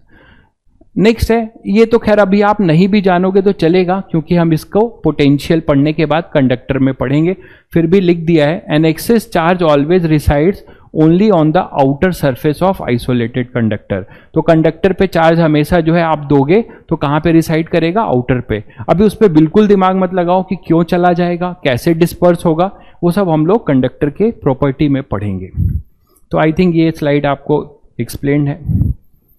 अब ये बात को समझाने के लिए मैंने एक डायग्राम बनाया है, ध्यान से देखो। अब ये डायग्राम क्या है, ये है इलेक्ट्रिक फील्ड लाइंस में आपने कोई कंडक्टर रख दिया है। अभी मैंने तुम्हें क्या सिखाया था कि कंडक्टर पे कोई चार्ज था, उसके वजह से अपनी इलेक्ट्रिक फील्ड लाइंस कैसी होंगी, ध्यान से सुनो, अपनी इलेक्ट्रिक फील्ड लाइंस कैसी होंगी, तो हमेशा कैसी होंगी, परपेंडिकुलर। अब मैंने किसी न्यूट्रल कंडक्टर को किसी electric field, external electric field में लाके रख दिया, तो इलेक्ट्रिक फील्ड में लाके जब रख दोगे तो वो इलेक्ट्रिक फील्ड लाइंस जो हैं ऐसे डिस्टॉर्टेड हो जाएंगी, इस तरीके से। उसको समझते हैं, यही चीज लिखा हुआ है कि न्यूट्रल कंडक्टर, उस पर चार्ज नहीं है, तो neutral conductor immerse in a applied electric field, the external electric field polarize the conductor making one side positive and other side negative, which creates a self field that cancel the applied field. ये सब कहानी अभी आपको बाद में पढ़िएगा, मैं समझा देता हूं। मान लीजिए हमारे पास यहां पे इलेक्ट्रिक फील्ड लाइंस थी, पहले से कोई एक्सटर्नल इलेक्ट्रिक फील्ड लाइंस थी, ध्यान से सुनो, यूनिफॉर्म थी। ठीक है, यूनिफॉर्म इलेक्ट्रिक फील्ड लाइंस थी। अब आपने क्या किया, इसमें जो है एक कंडक्टर लाके रख दिया। इसमें क्या किया आपने, मैं अलग ही स्लाइड पे ले लेता हूं, ज्यादा समझ में आएगा आपको। यहां पे एक इलेक्ट्रिक फील्ड लाइंस थी, यूनिफॉर्म थी, उसमें तुमने एक मेटल का एक स्फेयर है, न्यूट्रल है, मतलब उस पर जितने पॉजिटिव चार्ज थे उतने ही नेगेटिव चार्ज थे, वो लाकर तुमने इसमें रख दिया, एक्सटर्नल इलेक्ट्रिक फील्ड। ठीक, अब इस इलेक्ट्रिक फील्ड में आप क्या लेके आ रहे हो, एक न्यूट्रल कंडक्टर ला रहे हो। तो न्यूट्रल कंडक्टर आप लेके आ गए, ये है न्यूट्रल कंडक्टर, है तो कंडक्टर, तो इस पे आपको पता है फ्री इलेक्ट्रॉन्स होंगे, और न्यूट्रल है तो जितने नंबर ऑफ इलेक्ट्रॉन्स होंगे उतने ही नंबर ऑफ प्रोटॉन होंगे। तो अब क्या होगा, देखो इलेक्ट्रिक फील्ड लाइंस में लाके रखोगे तो क्या होगा, कहानी सॉलिड है ये, है ना। तो यहां पे आपके पास ये ऐसे ये स्फेयर है, ये लिख दे रहा हूं, ये स्फेरिकल है, रिंग उंग मत समझ लेना, ठीक है, स्फेरिकल है। अब क्या होगा इस कंडक्टर में, जैसे ही फील्ड लाइंस आएंगी तो मुझे ध्यान से ये देख के बताओ कि इसके अंदर फ्री इलेक्ट्रॉन्स हैं। मान लो इसमें से कुछ इलेक्ट्रॉन्स ऐसे पकड़ते हैं हम लोग, बस समझाने के लिए, फ्री इलेक्ट्रॉन्स पकड़ लिए। अब ये जो इलेक्ट्रिक फील्ड है वो यहां पे लग रही है ना, अपनी इलेक्ट्रिक फील्ड जो है इसी में तो डूबा हुआ है, इसमें लाके आपने रख दिया इसको ऐसे। तो अब ये बताओ कि ये जो फील्ड लाइंस में जब तुम इसे रखे हो तो यहां ये इलेक्ट्रिक फील्ड, ये चार्ज पड़ा हुआ है, किस पे पड़ा हुआ है भाई, इलेक्ट्रिक फील्ड ई में पड़ा हुआ है। तो याद करो क्या था, F equal to Q E, मानते हो कि नहीं, ठीक है, F equal to Q E. तो F इक्वल टू अगर क्यू ई है, मतलब कोई भी एक चार्ज किसी एक्सटर्नल इलेक्ट्रिक फील्ड में पड़ा होगा तो उस पर लगेगा फोर्स। तो अब क्या होगा, यहां पे लगेगा फोर्स, इलेक्ट्रॉन है, नेगेटिव चार्ज है, तो उस पर फोर्स इलेक्ट्रिक फील्ड के अपोजिट लगेगा। तो यहां पे एक इंटरेस्टिंग इवेंट होगा, देखो क्या होगा कि ये सारे जो नेगेटिव चार्ज क्लाउड हैं ये सब जो है इधर ड्रिफ्टिंग शुरू करेंगे, ड्रिफ्ट करेंगे, इस तरफ शिफ्ट करने लगेंगे। जब ऐसा होगा तो अब आप समझ रहे होगे कि क्या होगा, ये इसके अंदर जो है, इसके अंदर जो है एक क्या आ जाएगा अपने पास, इधर साइड जो है नेगेटिव आ जाएगा और इधर क्या आ जाएगा, कुछ पॉजिटिव। ठीक है, और एक इसी को याद है तुम लोगों को, मैंने एक पहले दिन ही बताया था कि चार्ज क्रिएट करने के 2-3 रास्ते हैं, एक रबिंग और दूसरा क्या बताया था याद करो, एक इंडक्शन और फिर बताया था कंडक्शन। तो जो उसमें इंडक्शन वाला था, है ना, इंडक्शन वाले में मैंने तुम लोगों को पोलराइजेशन का नाम लिया था। ठीक है, यही है वो पोलराइजेशन। आप देख रहे हो पोलराइज हो जाना, पोलराइज होने का मतलब समझ रहे हो कि भाई दो लोग थे, सब यहां पे इलेक्ट्रॉन और प्रोटॉन अपने घर में मिलजुल के रह रहे थे, बहुत हंसी खुशी रह रहे थे। यहां पे एक एक्सटर्नल इलेक्ट्रिक फील्ड आ गया, उसने इन लोगों को दूर कर दिया, पोलराइज कर दिया। जो आप देखते हो कि एकता कपूर के सीरियल में होता है ना, जो शायद तुम लोग तो नहीं देखते होगे, मुझे पता है, अब इतने बुरे दिन नहीं आए तुम लोग के। तो यहां पर जो है उसी तरीके की कहानी यहां पे हो रही है कि कोई एक्सटर्नल एजेंट आता है, परिवार में जो है कुछ मिसकंसेप्शन क्रिएट करता है। ठीक उसी तरीके से यहां पर एक इलेक्ट्रिक फील्ड है, वो इलेक्ट्रॉन और प्रोटॉन जो थे वो जो है क्या हो रहे थे, पोलराइज हो रहे थे। ठीक है, पोलराइज हो रहे थे। अब पोलराइज होने, जो अर्थिंग लिख रहे हैं उनको मैं बता दूं कि अर्थिंग के बाद उस पर परमानेंट चार्ज आ जाता है। यहां मैं वो नहीं कर रहा हूं, यहां पे परमानेंट इलेक्ट्रिक फील्ड है, तो आप अर्थिंग नहीं भी करोगे तो क्या होगा, यहां पर नेगेटिव और पॉजिटिव पोलराइजिंग इफेक्ट रहेगा। तो अब ये जो है देखो ध्यान से, यहां पर क्या होगा, इस पे ये एक्सटर्नल इलेक्ट्रिक फील्ड थी, अब इसके अंदर भी तो नेगेटिव चार्ज है और पॉजिटिव चार्ज है, तो इसमें आप क्या बोलते हो, इसी को बोलते हो क्यू इंड्यूस, ये नेगेटिव, और ये बोलते हो क्यू इंड्यूस पॉजिटिव, ये पॉजिटिव क्यू इंड्यूस है और ये नेगेटिव। ठीक बात है, न्यूट्रल है तो अभी भी न्यूट्रल है, ये भी पॉजिटिव और नेगेटिव मिलके न्यूट्रल है। बट हुआ क्या है, ठीक है, क्या हुआ है कि ये पोलराइज हो गए हैं। पोलराइज हो जाने की वजह से इन्होंने अपनी एक इलेक्ट्रिक फील्ड क्रिएट कर दी। देखो इधर नेगेटिव है और इधर पॉजिटिव, तो चार्ज इलेक्ट्रिक फील्ड क्या होगा, हमेशा पॉजिटिव से नेगेटिव में जाएगा। तो यहां पे एक ई इंड्यूस आएगा।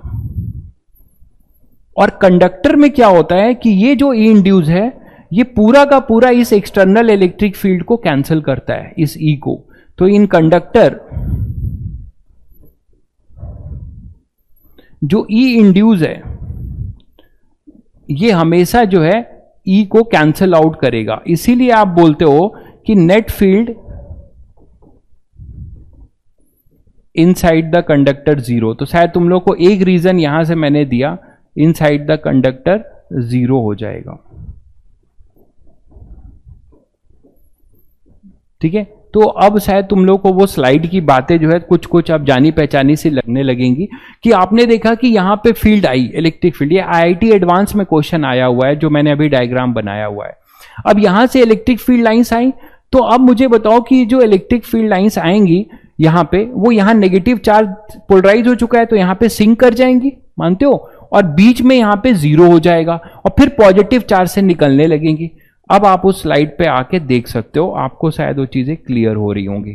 ये जो कहानी मैंने आप लोगों को समझाई, यहां से इलेक्ट्रिक फील्ड आई और देखो यहां पे, अब ये नॉर्मली, हाँ, अब ये जो यहां पे नेगेटिव चार्ज आया है, ये जो नेगेटिव चार्ज आपके पास आया है, ये जो क्यू इंड्यूस आया है ना, ये क्यू इंड्यूस है।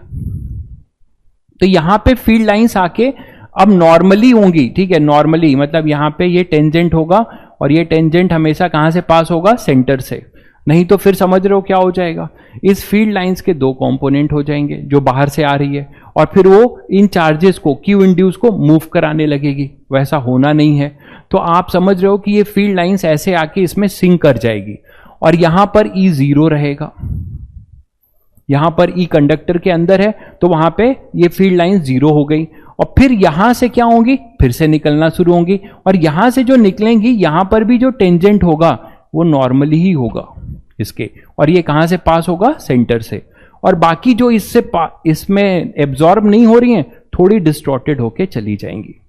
तो this is the way how an conductor is affected, या आप ये बोल सकते हो कि हाउ ये यूनिफॉर्म इलेक्ट्रिक फील्ड लाइंस, ये यूनिफॉर्म इलेक्ट्रिक फील्ड लाइंस जो है कैसे डिस्टर्ब हो गई है। Uniform electric field lines after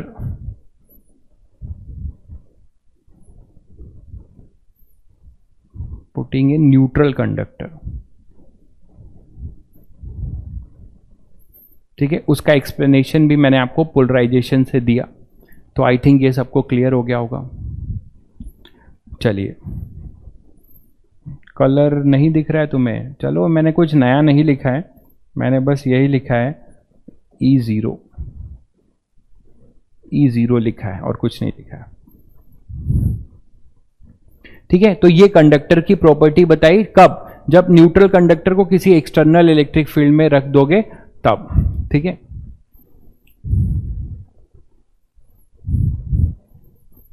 फिर एक कॉमन सी बात और जानो कि lines of forces never cross each other. कभी भी इलेक्ट्रिक फील्ड लाइंस इंटरसेक्ट नहीं करेंगी, कभी भी ये जो इलेक्ट्रिक फील्ड लाइंस है वो एक दूसरे को इंटरसेक्ट नहीं करेंगी। ठीक है, देन नेवर क्रॉस, क्यों, उसका रीजन क्या है तुम लोग पढ़ लेना, मैं बता दे रहा हूं। यहां पे ये होगा उसका रीजन कि मान लो दो इलेक्ट्रिक फील्ड लाइंस हैं और ये मान लो ऐसे क्रॉस कर गई। ठीक है, मान लो दो इलेक्ट्रिक फील्ड लाइंस है, ये क्रॉस कर गई, ये फर्स्ट फील्ड लाइन है और ये सेकेंड फील्ड लाइन है। तो मुझे ये बताओ कि यहां पर एक कॉमन इंटरसेक्शन होगा, और इस कॉमन इंटरसेक्शन पे तुमने क्या सीखा था कि इलेक्ट्रिक फील्ड लाइंस पे जब तुम टेंजेंट ड्रॉ करते हो तो वो उस पॉइंट का क्या बताता है, इलेक्ट्रिक फील्ड बताता है। तो कैसे पॉसिबल है कि एक ही पॉइंट पे दो डायरेक्शन हो। ठीक है, उसका रीजन अब आप तुम लोगों को क्लियर होगा कि अगर वो इंटरसेक्ट करती हैं तो for a single point we have two direction of electric field. Let's see, यहां पे भी इलेक्ट्रिक फील्ड होगा E ड्यू टू 1 और ये होगा E ड्यू टू 2, जो कि पॉसिबल नहीं है for a single point.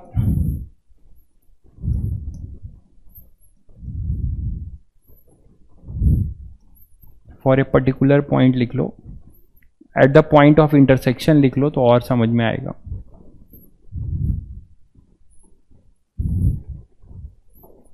Eight the point of intersection, at the point of intersection, है ना, टू डिफरेंट टेंजेंट्स,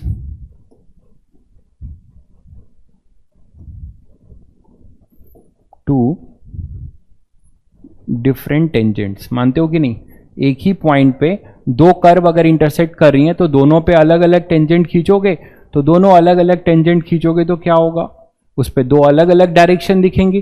तो at the point of intersection two different tangent, मतलब that is two different direction, different direction. ये सब बहुत basic बातें हैं, लेकिन बेसिक बातें भी बहुत जरूरी है आगे समझने के लिए। That is two different direction of electric field,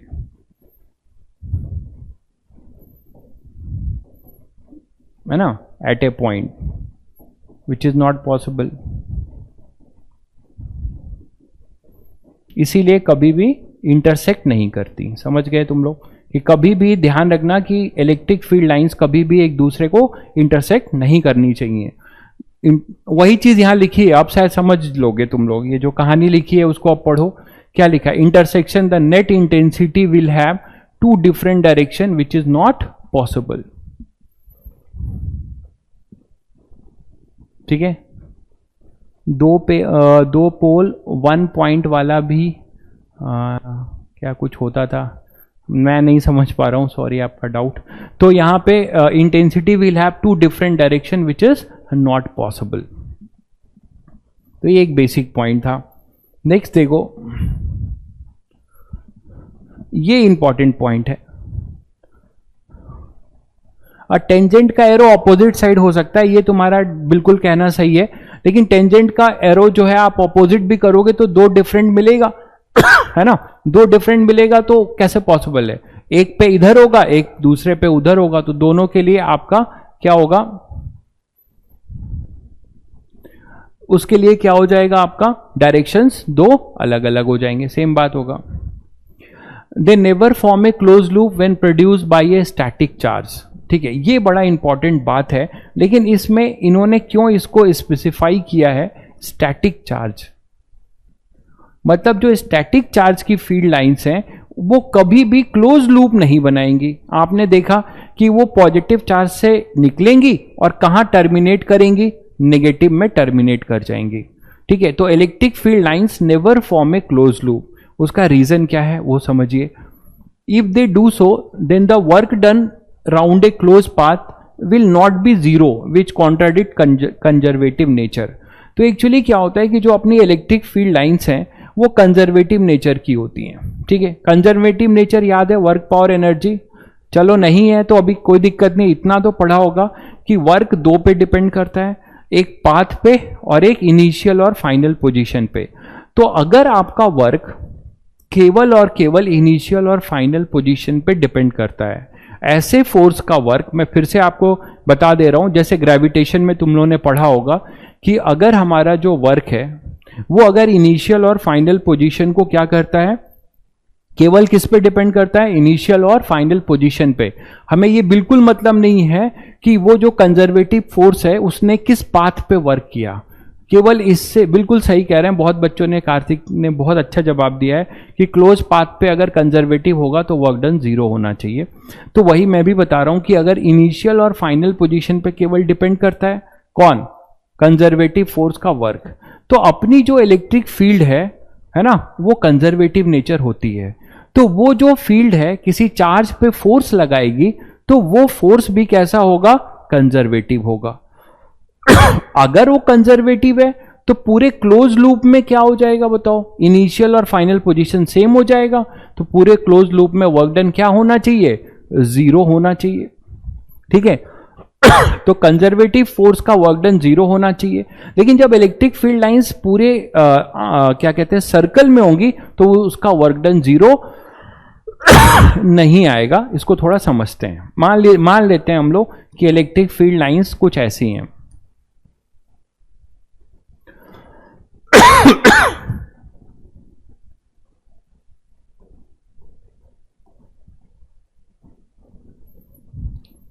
electric field lines आपकी कुछ ऐसी हैं, मान लेते हैं, ठीक है। ये इलेक्ट्रिक फील्ड लाइंस है।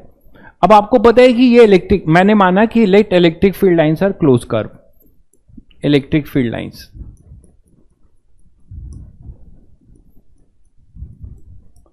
ऐसे ही हैं। तो आप मुझे बताओ कि अगर ये इलेक्ट्रिक फील्ड लाइंस है तो इसके हर पॉइंट पे जो टेंजेंट होगा वो कैसा होगा, वो क्या देगा, इलेक्ट्रिक फील्ड की डायरेक्शन। तो यहां पे अगर मैं आपसे पूछूं कि मुझे बताओ हर पॉइंट पे इलेक्ट्रिक फील्ड की डायरेक्शन क्या होगी, क्या बताओगे? मान लो इस पॉइंट पे बताओगे, ऐसे बताओगे, इस पॉइंट पे ऐसे बताओगे, इस पॉइंट पे ऐसे बताओगे, हर जगह पे टेंजेंट जो होगा कर्व पे वही तो होगी अपनी इलेक्ट्रिक फील्ड की डायरेक्शन, होगी ना, बोलो। तो ये हर जगह पे इलेक्ट्रिक फील्ड की ये डायरेक्शन होगी। मान लिया मैंने कि ये क्लोज कर्व है, तो देखो क्या कॉन्ट्राडिक्शन होगा वो देखो। ऐसे इलेक्ट्रिक फील्ड लाइंस है, मतलब एक रिंग के फॉर्म में हमारी इलेक्ट्रिक फील्ड लाइंस है और रिंग के टेंजेंट, हर पॉइंट पे टेंजेंट खींचोगे तो वो वहां का इलेक्ट्रिक फील्ड बता रहा होगा, ठीक।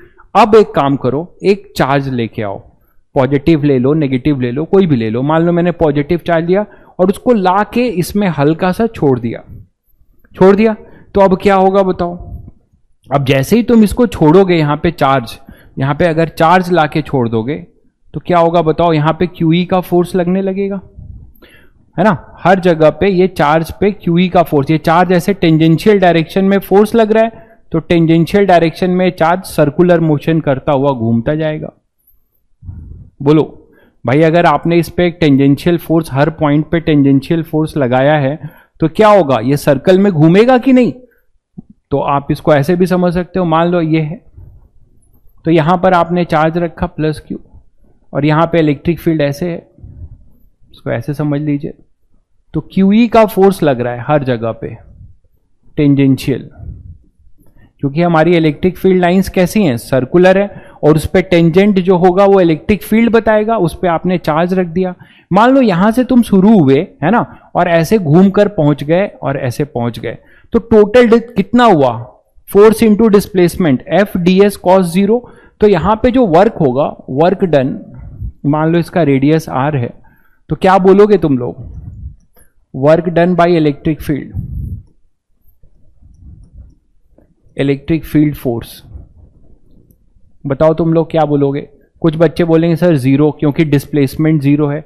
मुझे पता है उनके दिमाग में यही चल रहा होगा, भाई बॉडी का डिस्प्लेसमेंट, बॉडी यहां से चार्ज चला, यहां से चार्ज चला, बॉडी का डिस्प्लेसमेंट यहां पर 0 है, बट जो फोर्स लग रहा है हर पॉइंट पे, देखो हर पॉइंट पे टेंजेंशियल फोर्स लग रहा है, तो इस बॉडी को ये जो मूव कर रहा है ये पूरे सर्कल में ऐसे मूव कर रहा है। इस चीज को मैं यहां और क्लियर करूं। मेरा ये कहना है कि जो फोर्स का नेचर है, देखो ये फोर्स है, तो हर जगह पे ये फोर्स ऐसे टेंजेंशियल है, हर जगह पे, है ना। तो हर जगह पे ये फोर्स ऐसे टेंजेंशियल लग रहा है, तो बॉडी को जो ये घुमा रहा है, किस पाथ में घुमा रहा है, सर्कुलर पाथ में। तो बॉडी का भी डिस्प्लेसमेंट देखो पूरा का पूरा जो है यहां पर क्या हो रहा है, फोर्स इंटू डिस्प्लेसमेंट लिखते हो ना, थोड़ा बहुत तो याद होगा तुम लोगों को, F D S cos theta. तो थीटा यहां पर 0 है क्योंकि एफ यहां और ds क्या है, पैरेलल है। देखो ये ds ले लो किसी भी इंस्टेंट पे, है ना, ये आपका QE है और यही अपना डिस्प्लेसमेंट वेक्टर भी होगा, टेंजेंशियल डायरेक्शन में ही तो बॉडी मूव कर रही है, तो आपका क्या हो जाएगा, डिस्प्लेसमेंट भी उसी डायरेक्शन में होगा। तो अब आप क्या बोल सकते हो कि वर्क डन कितना हुआ, फोर्स QE इंटू ds कितना हो जाएगा, 2 पाई r। तो now we have a work done. फिर से समझिएगा, अगर क्लोज पाथ में सर्कल में इलेक्ट्रिक फील्ड लाइंस हैं तो इलेक्ट्रिक फील्ड का जो टेंजेंट होगा वो भी सर्कल में ही होगा, और उस पे चार्ज लाओगे तो वो चार्ज पे जो फोर्स लगेगा वो भी टेंजेंशियली लग रहा होगा, और पूरा का पूरा चार्ज जो है उस सर्कल में मूव कर रहा होगा। ठीक है, तो वर्क डन तो हो रहा है QE इंटू 2 पाई r, जबकि इलेक्ट्रिक फील्ड स्टैटिक चार्ज की कैसी है, कंजर्वेटिव। तो क्लोज लूप में इनिशियल और फाइनल पोजीशन सेम है, तो वर्क डन 0 होना चाहिए। तो दैट इज द कॉन्ट्राडिक्शन। ये जो कॉन्ट्राडिक्शन जो बोला इसने, इसी चीज को मैंने समझाया। तो work done by electric force जो है 0 है if electric field lines are क्या, circular, which is not possible, है ना। तो कंजर्वेटिव में हाँ Q this which is not 0।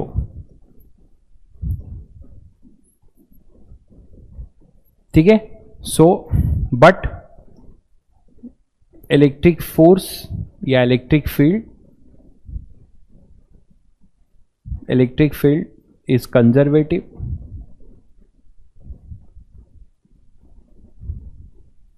So net work in a closed loop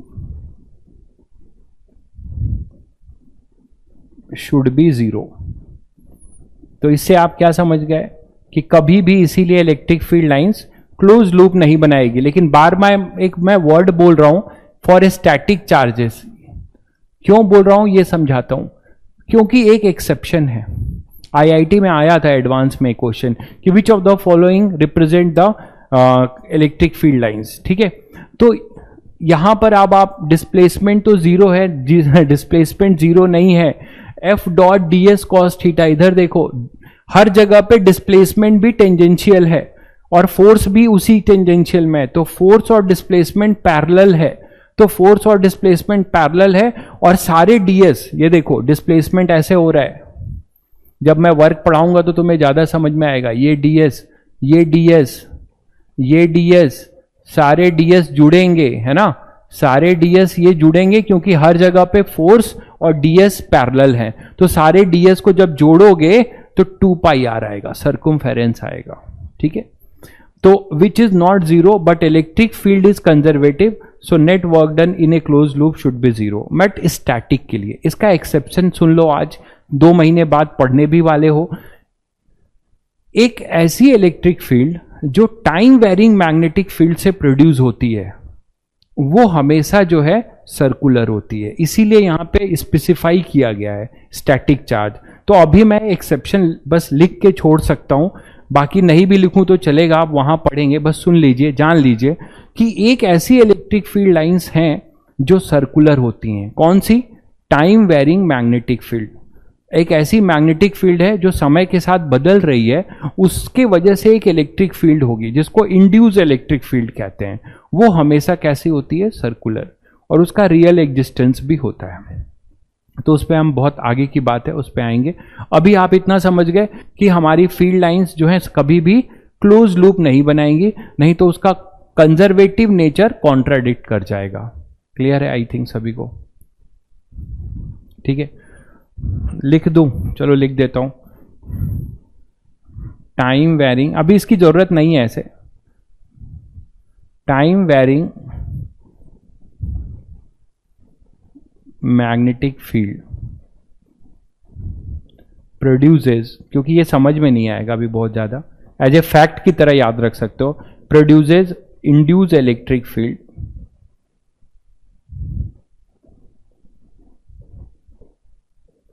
induce electric field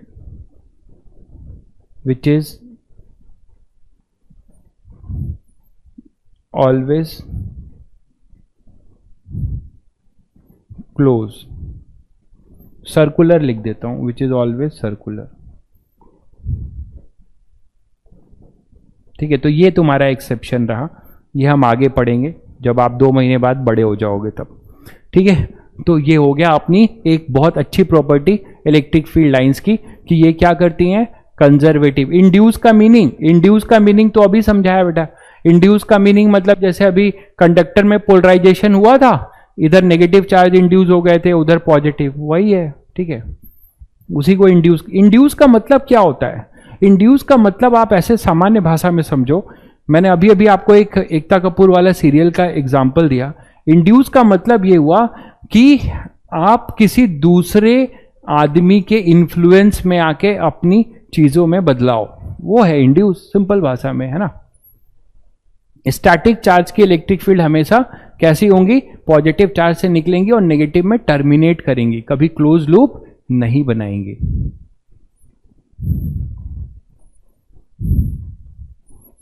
हाँ, ये भी एक इंपॉर्टेंट प्रॉपर्टी है। देखो, if A positive point charge is at rest is free to move under the influence of electric force only, then it may, देखो electric force only, then it may or may not follow the line of force। अब एक बड़ा important जो है confusion होता है बच्चों को कि सर ये बताइए कि इलेक्ट्रिक फील्ड लाइंस है, उसमें मैं कोई चार्ज छोड़ दिया तो वो चार्ज का जो लोकस होगा या ट्रेजेक्ट्री होगा, क्या इलेक्ट्रिक फील्ड लाइंस की जैसा होगा? क्या जैसे इलेक्ट्रिक फील्ड लाइंस है वैसे ही वो अपनी उसी लोकस या उसी ट्रेजेक्ट्री में चलेगा? हमेशा चलेगा नहीं। कैसे? मान लो हमारे पास क्या है कि एक रेस्ट चार्ज पड़ा हुआ है। अब ध्यान से सुनना, मान लो हमारे पास क्या है, एक रेस्ट चार्ज पड़ा हुआ है। ये इलेक्ट्रिक फील्ड लाइंस मैंने ऐसे ले ली है, मान लो ये यूनिफॉर्म है। ठीक है, ये इलेक्ट्रिक फील्ड लाइंस है, इसमें तुमने कोई चार्ज है क्यू ऐसे ही छोड़ रखा है, रेस्ट पर है, रेस्ट। तब आप समझते ही हो कि ये इलेक्ट्रिक फील्ड लाइंस पे जो भी चार्ज है, ऐसे में आप रुको, इसको और जनरलाइज करते हैं, इलेक्ट्रिक फील्ड लाइंस बनाते हैं।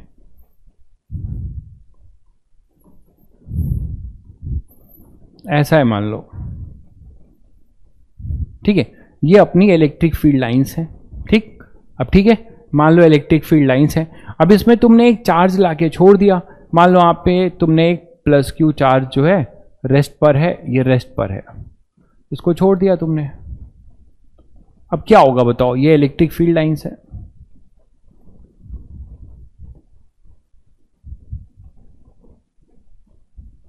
ठीक है, तो अब ये इलेक्ट्रिक फील्ड लाइंस है, तो अब क्या होगा कि यहां पर जो टेंजेंट होगा, ठीक है, अब आप बताओ कि यहां पे इलेक्ट्रिक फील्ड लाइन पे टेंजेंट ड्रॉ करो, वो उसकी फील्ड के बारे में बताएगा, ये इलेक्ट्रिक फील्ड होगा, और इस पे फोर्स कैसा लगेगा? क्यूई का। तो ये कुछ इधर ही जाएगा। फिर जब मान लो ये यहां पर आ गया, कहीं ये यहां पर आ गया, तो फिर क्या होगा? इस पे टेंजेंट ही लगेगा, यहां का जो टेंजेंट होगा वो इलेक्ट्रिक फील्ड देगा, और इस पे फोर्स लगेगा क्यूई का। तो आप देख रहे हो कि ये हमेशा जो है, अगर कोई रेस्ट चार्ज है उसको जब तुम इलेक्ट्रिक फील्ड लाइंस में छोड़ोगे तो हमेशा इलेक्ट्रिक फील्ड लाइंस के ट्रेजेक्ट्री पर ही मूव करेगा। ठीक है, क्योंकि क्यूई फोर्स हमेशा टेंजेंशियल होगा, तो वो उसको उसके उसी कर्व पे क्या कराएगा? मूव कराएगा। लेकिन अगर मान लो मैं कुछ सिचुएशन ऐसा ले लूं कि हमारे पास इलेक्ट्रिक फील्ड लाइंस हैं और उस पे जो है आपने कुछ वेलोसिटी दे दी है, कुछ वेलोसिटी दे दी है, मतलब कुछ ऐसी बात हो जाए, मान लो कि हमारे पास कुछ फील्ड लाइंस हैं,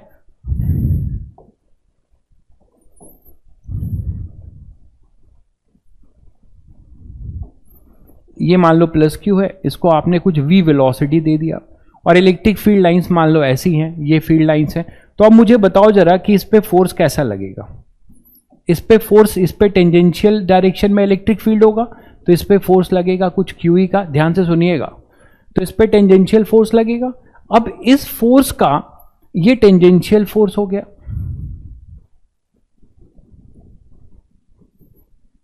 ठीक है ना। अब टेंजेंशियल फोर्स और ये वेलोसिटी इधर है, तो ये इधर भी जाएगा और साथ में इधर भी जाएगा। तो इसका नेट रिजल्टेंट जो होगा, जो नेट रिजल्टेंट पाथ होगा, वो इस टेंजेंट के लॉन्ग तो होगा नहीं, वो कहीं और होगा। मानते हो कि नहीं?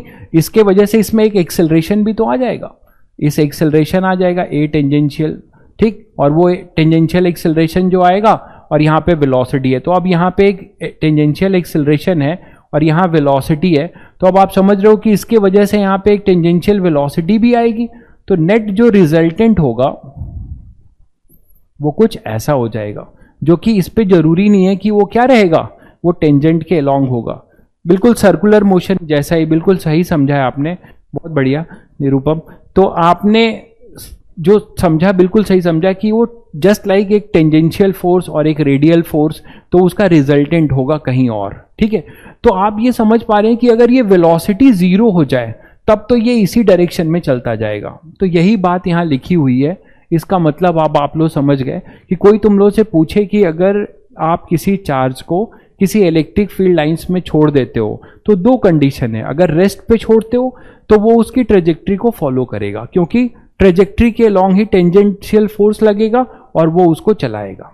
लेकिन अगर किसी वेलोसिटी से फेंकते हो तो उसका एक अपना मोशन होगा और एक टेंजेंशियल फोर्स के वजह से मोशन होगा, तो रिजल्टेंट वेलोसिटी कहीं और जाएगी, जो इलेक्ट्रिक फील्ड लाइंस के अलोंग नहीं होगी, कहीं भी हो सकती है। तो this is the basic property of electric field lines कि इलेक्ट्रिक फील्ड लाइंस में रेस्ट चार्ज अगर है तो वो इलेक्ट्रिक फील्ड लाइंस के ट्रेजेक्ट्री को फॉलो करेगा, और अगर वो रेस्ट चार्ज नहीं है तो वो इलेक्ट्रिक फील्ड लाइंस की ट्रेजेक्ट्री को फॉलो नहीं करेगा। तो ये चीज लिखा ही हुआ है, तो उस पर लिखने की जरूरत नहीं है। तो आई थिंक आप लोग समझ गए। एक पॉजिटिव चार्ज की फील्ड है जो मैं बना चुका था, फिर भी ये ऐसी बनती है, ये चीज आप लोग समझ रहे हो, ठीक है। अब आप लोग ये बताओ मुझे कि यहां पर नेट इलेक्ट्रिक फील्ड कैसे दिखाओगे किसी पॉइंट पे। देखो यहां पे नेट फील्ड दिखाते हैं। मान लीजिए मैंने यहां पे कोई एक पॉइंट पकड़ा P, ठीक है। अब यहां पे मैंने तुम लोग को बताया था कि इस पॉइंट पे ये फील्ड लाइंस है, इस पे जो टेंजेंट ड्रॉ करोगे, इस पे जो टेंजेंट ड्रॉ करोगे वो आपको नेट फील्ड बताएगा। यहां एक सिंगल चार्ज नहीं है, यहां दो चार्जेस हैं, तो नेट फील्ड यहां पे भी आप बता सकते हो। देखो कैसे, एक तो इस पे होगा अपना पॉजिटिव चार्ज की वजह से फील्ड इस डायरेक्शन में, मानते हो कि नहीं।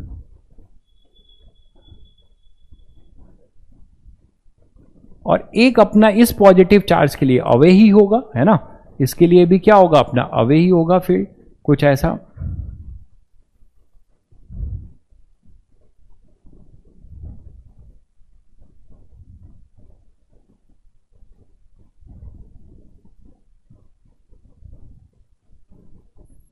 ठीक है। अब देखो इस पे अगर आप फिर जो दोनों की नेट फील्ड की डायरेक्शन दिखाओगे, इस पॉजिटिव की वजह से इधर दिखाओगे E, और इस पॉजिटिव की वजह से भी E एक ऐसा दिखाओगे। अब इन दोनों का जो रिजल्टेंट होना चाहिए, ध्यान से सुनिएगा, इन दोनों का जो रिजल्टेंट होना चाहिए वो कुछ ऐसा होना चाहिए। इसको थोड़ा छोटा बना दे रहे हैं, ठीक है। इन दोनों का जो रिजल्टेंट होना चाहिए वो ऐसा होना चाहिए जो इस पर क्या नजर आए, तुम्हें टेंजेंट नजर आए, ऐसा।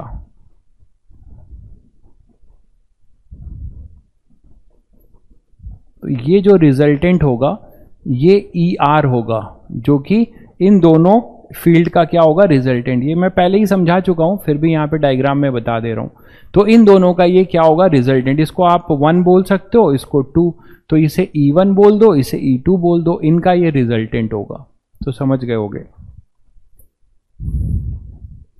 देखो चैप्टर में आप लोगों को जो लेक्चर है वो शायद आपको अपलोड हुआ है कि नहीं अभी नहीं पता। इलेक्ट्रोस्टैटिक पूरे 12th का एक बहुत ही कॉन्सेप्चुअल और बहुत बड़ा चैप्टर है, बहुत कॉन्सेप्ट्स हैं, तो it will take a time, ठीक है। तो हो सकता है लास्ट अप्रैल तक रहेगा ये,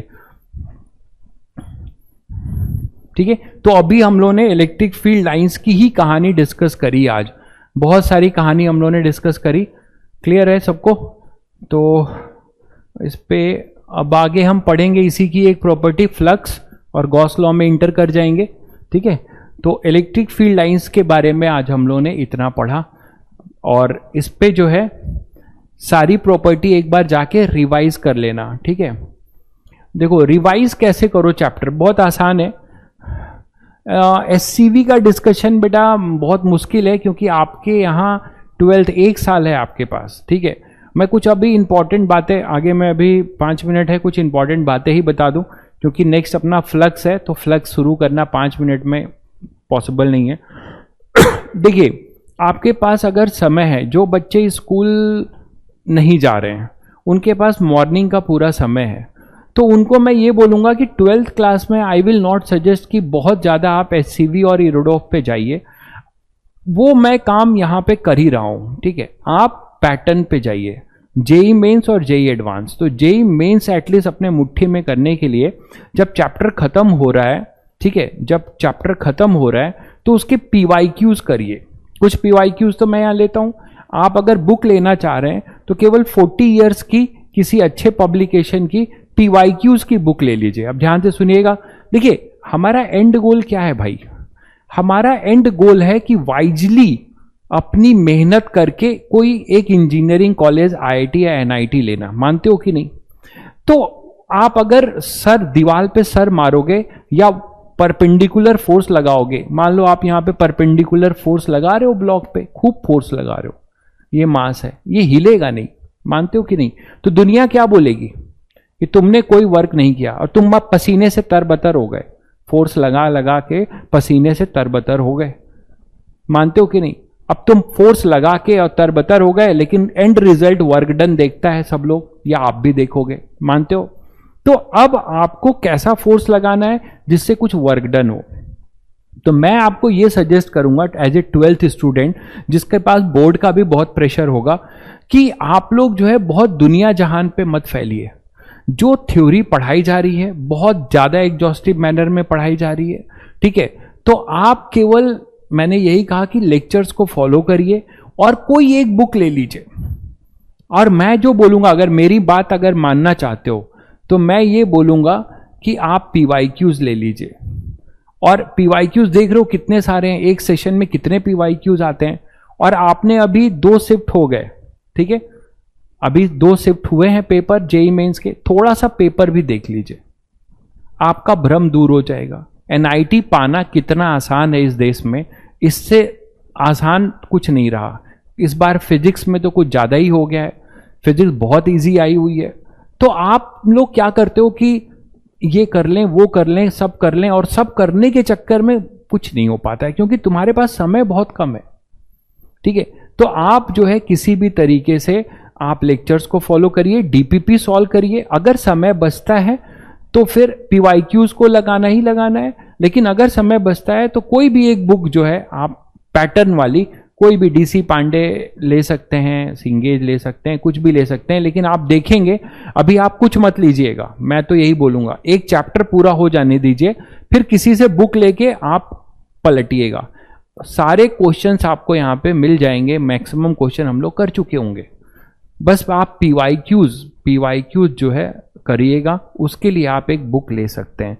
तो आई थिंक आप लोग इसमें बिल्कुल परेशान मत होइए कि हमें ये करना है वो करना है, कुछ नहीं, आंख बंद करके जो पढ़ाया जा रहा है उसको बढ़िया से पढ़िए, ठीक है, बढ़िया से पढ़िए और डीपीपी सॉल्व करिए। और डीपीपी के बाद तुमने देखा होगा कि शीट है, शीट में क्वेश्चंस की कमी नहीं है, वो भी आप सॉल्व कर सकते हैं, ठीक है, शीट में बहुत सारे क्वेश्चंस हैं, उसको भी आप सॉल्व कर सकते हैं। तो ये सारी बातें हैं, रोज रोज उस पर डिस्कस करना ठीक नहीं है, है ना। तो आप बस यही करिए कि एक पर्टिकुलर चीज करिए और बार बार उसी को करिए।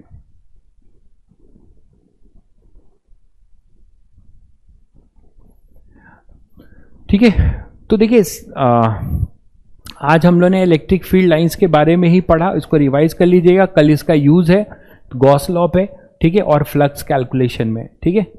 तो चलिए हाँ, डिस्कशन किस चीज का डिस्कशन? RSJ।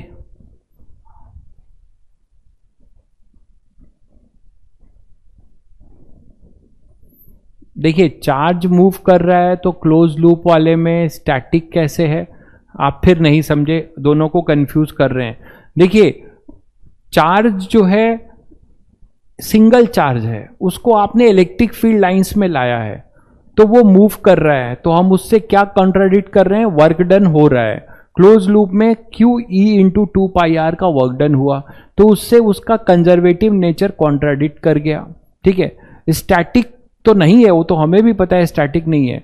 स्टैटिक कहाँ रहेगा? उस पर QE का टेंजेंशियल फोर्स लगेगा, तो उस पर QE इंटू 2πr का वर्क डन हो गया। तो इससे हमें यह पता चला कि हमारी इलेक्ट्रिक फील्ड अगर सर्कुलर हो जाए तो वो कंजर्वेटिव नहीं रहेगी, क्योंकि उसका वर्क आ रहा है, जबकि कंजर्वेटिव का वर्क क्लोज पाथ में इतना सबको पता है क्या होता है? 0 होगा। ये था। और कोई डाउट कोई पूछना चाहे?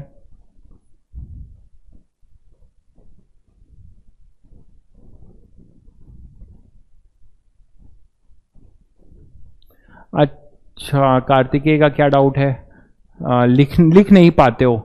देखो कुछ जनरली मैं स्लाइड्स नहीं बनाता हूँ, लेकिन आपको पता है कुछ थ्योरेटिकल चीज़ें हैं तो हम वो जल्दी कर लेंगे, तो उसके लिए उसमें भी हमने एक्सप्लेन किया है। ठीक है, तो लिखने के लिए आप परेशान मत होइए, आपके पास अभी इसका जाता तो है ही, आप लोगों के पास है ना, सारा नोट्स जाता है, तो वहाँ से आप एक बार रिवाइज कर लेना। और किसी को कोई डाउट? चलिए चलिए फिर मिलते हैं फिर कल। ठीक है, कल नहीं मतलब मंडे को। चलिए एंजॉय करिए अपना संडे।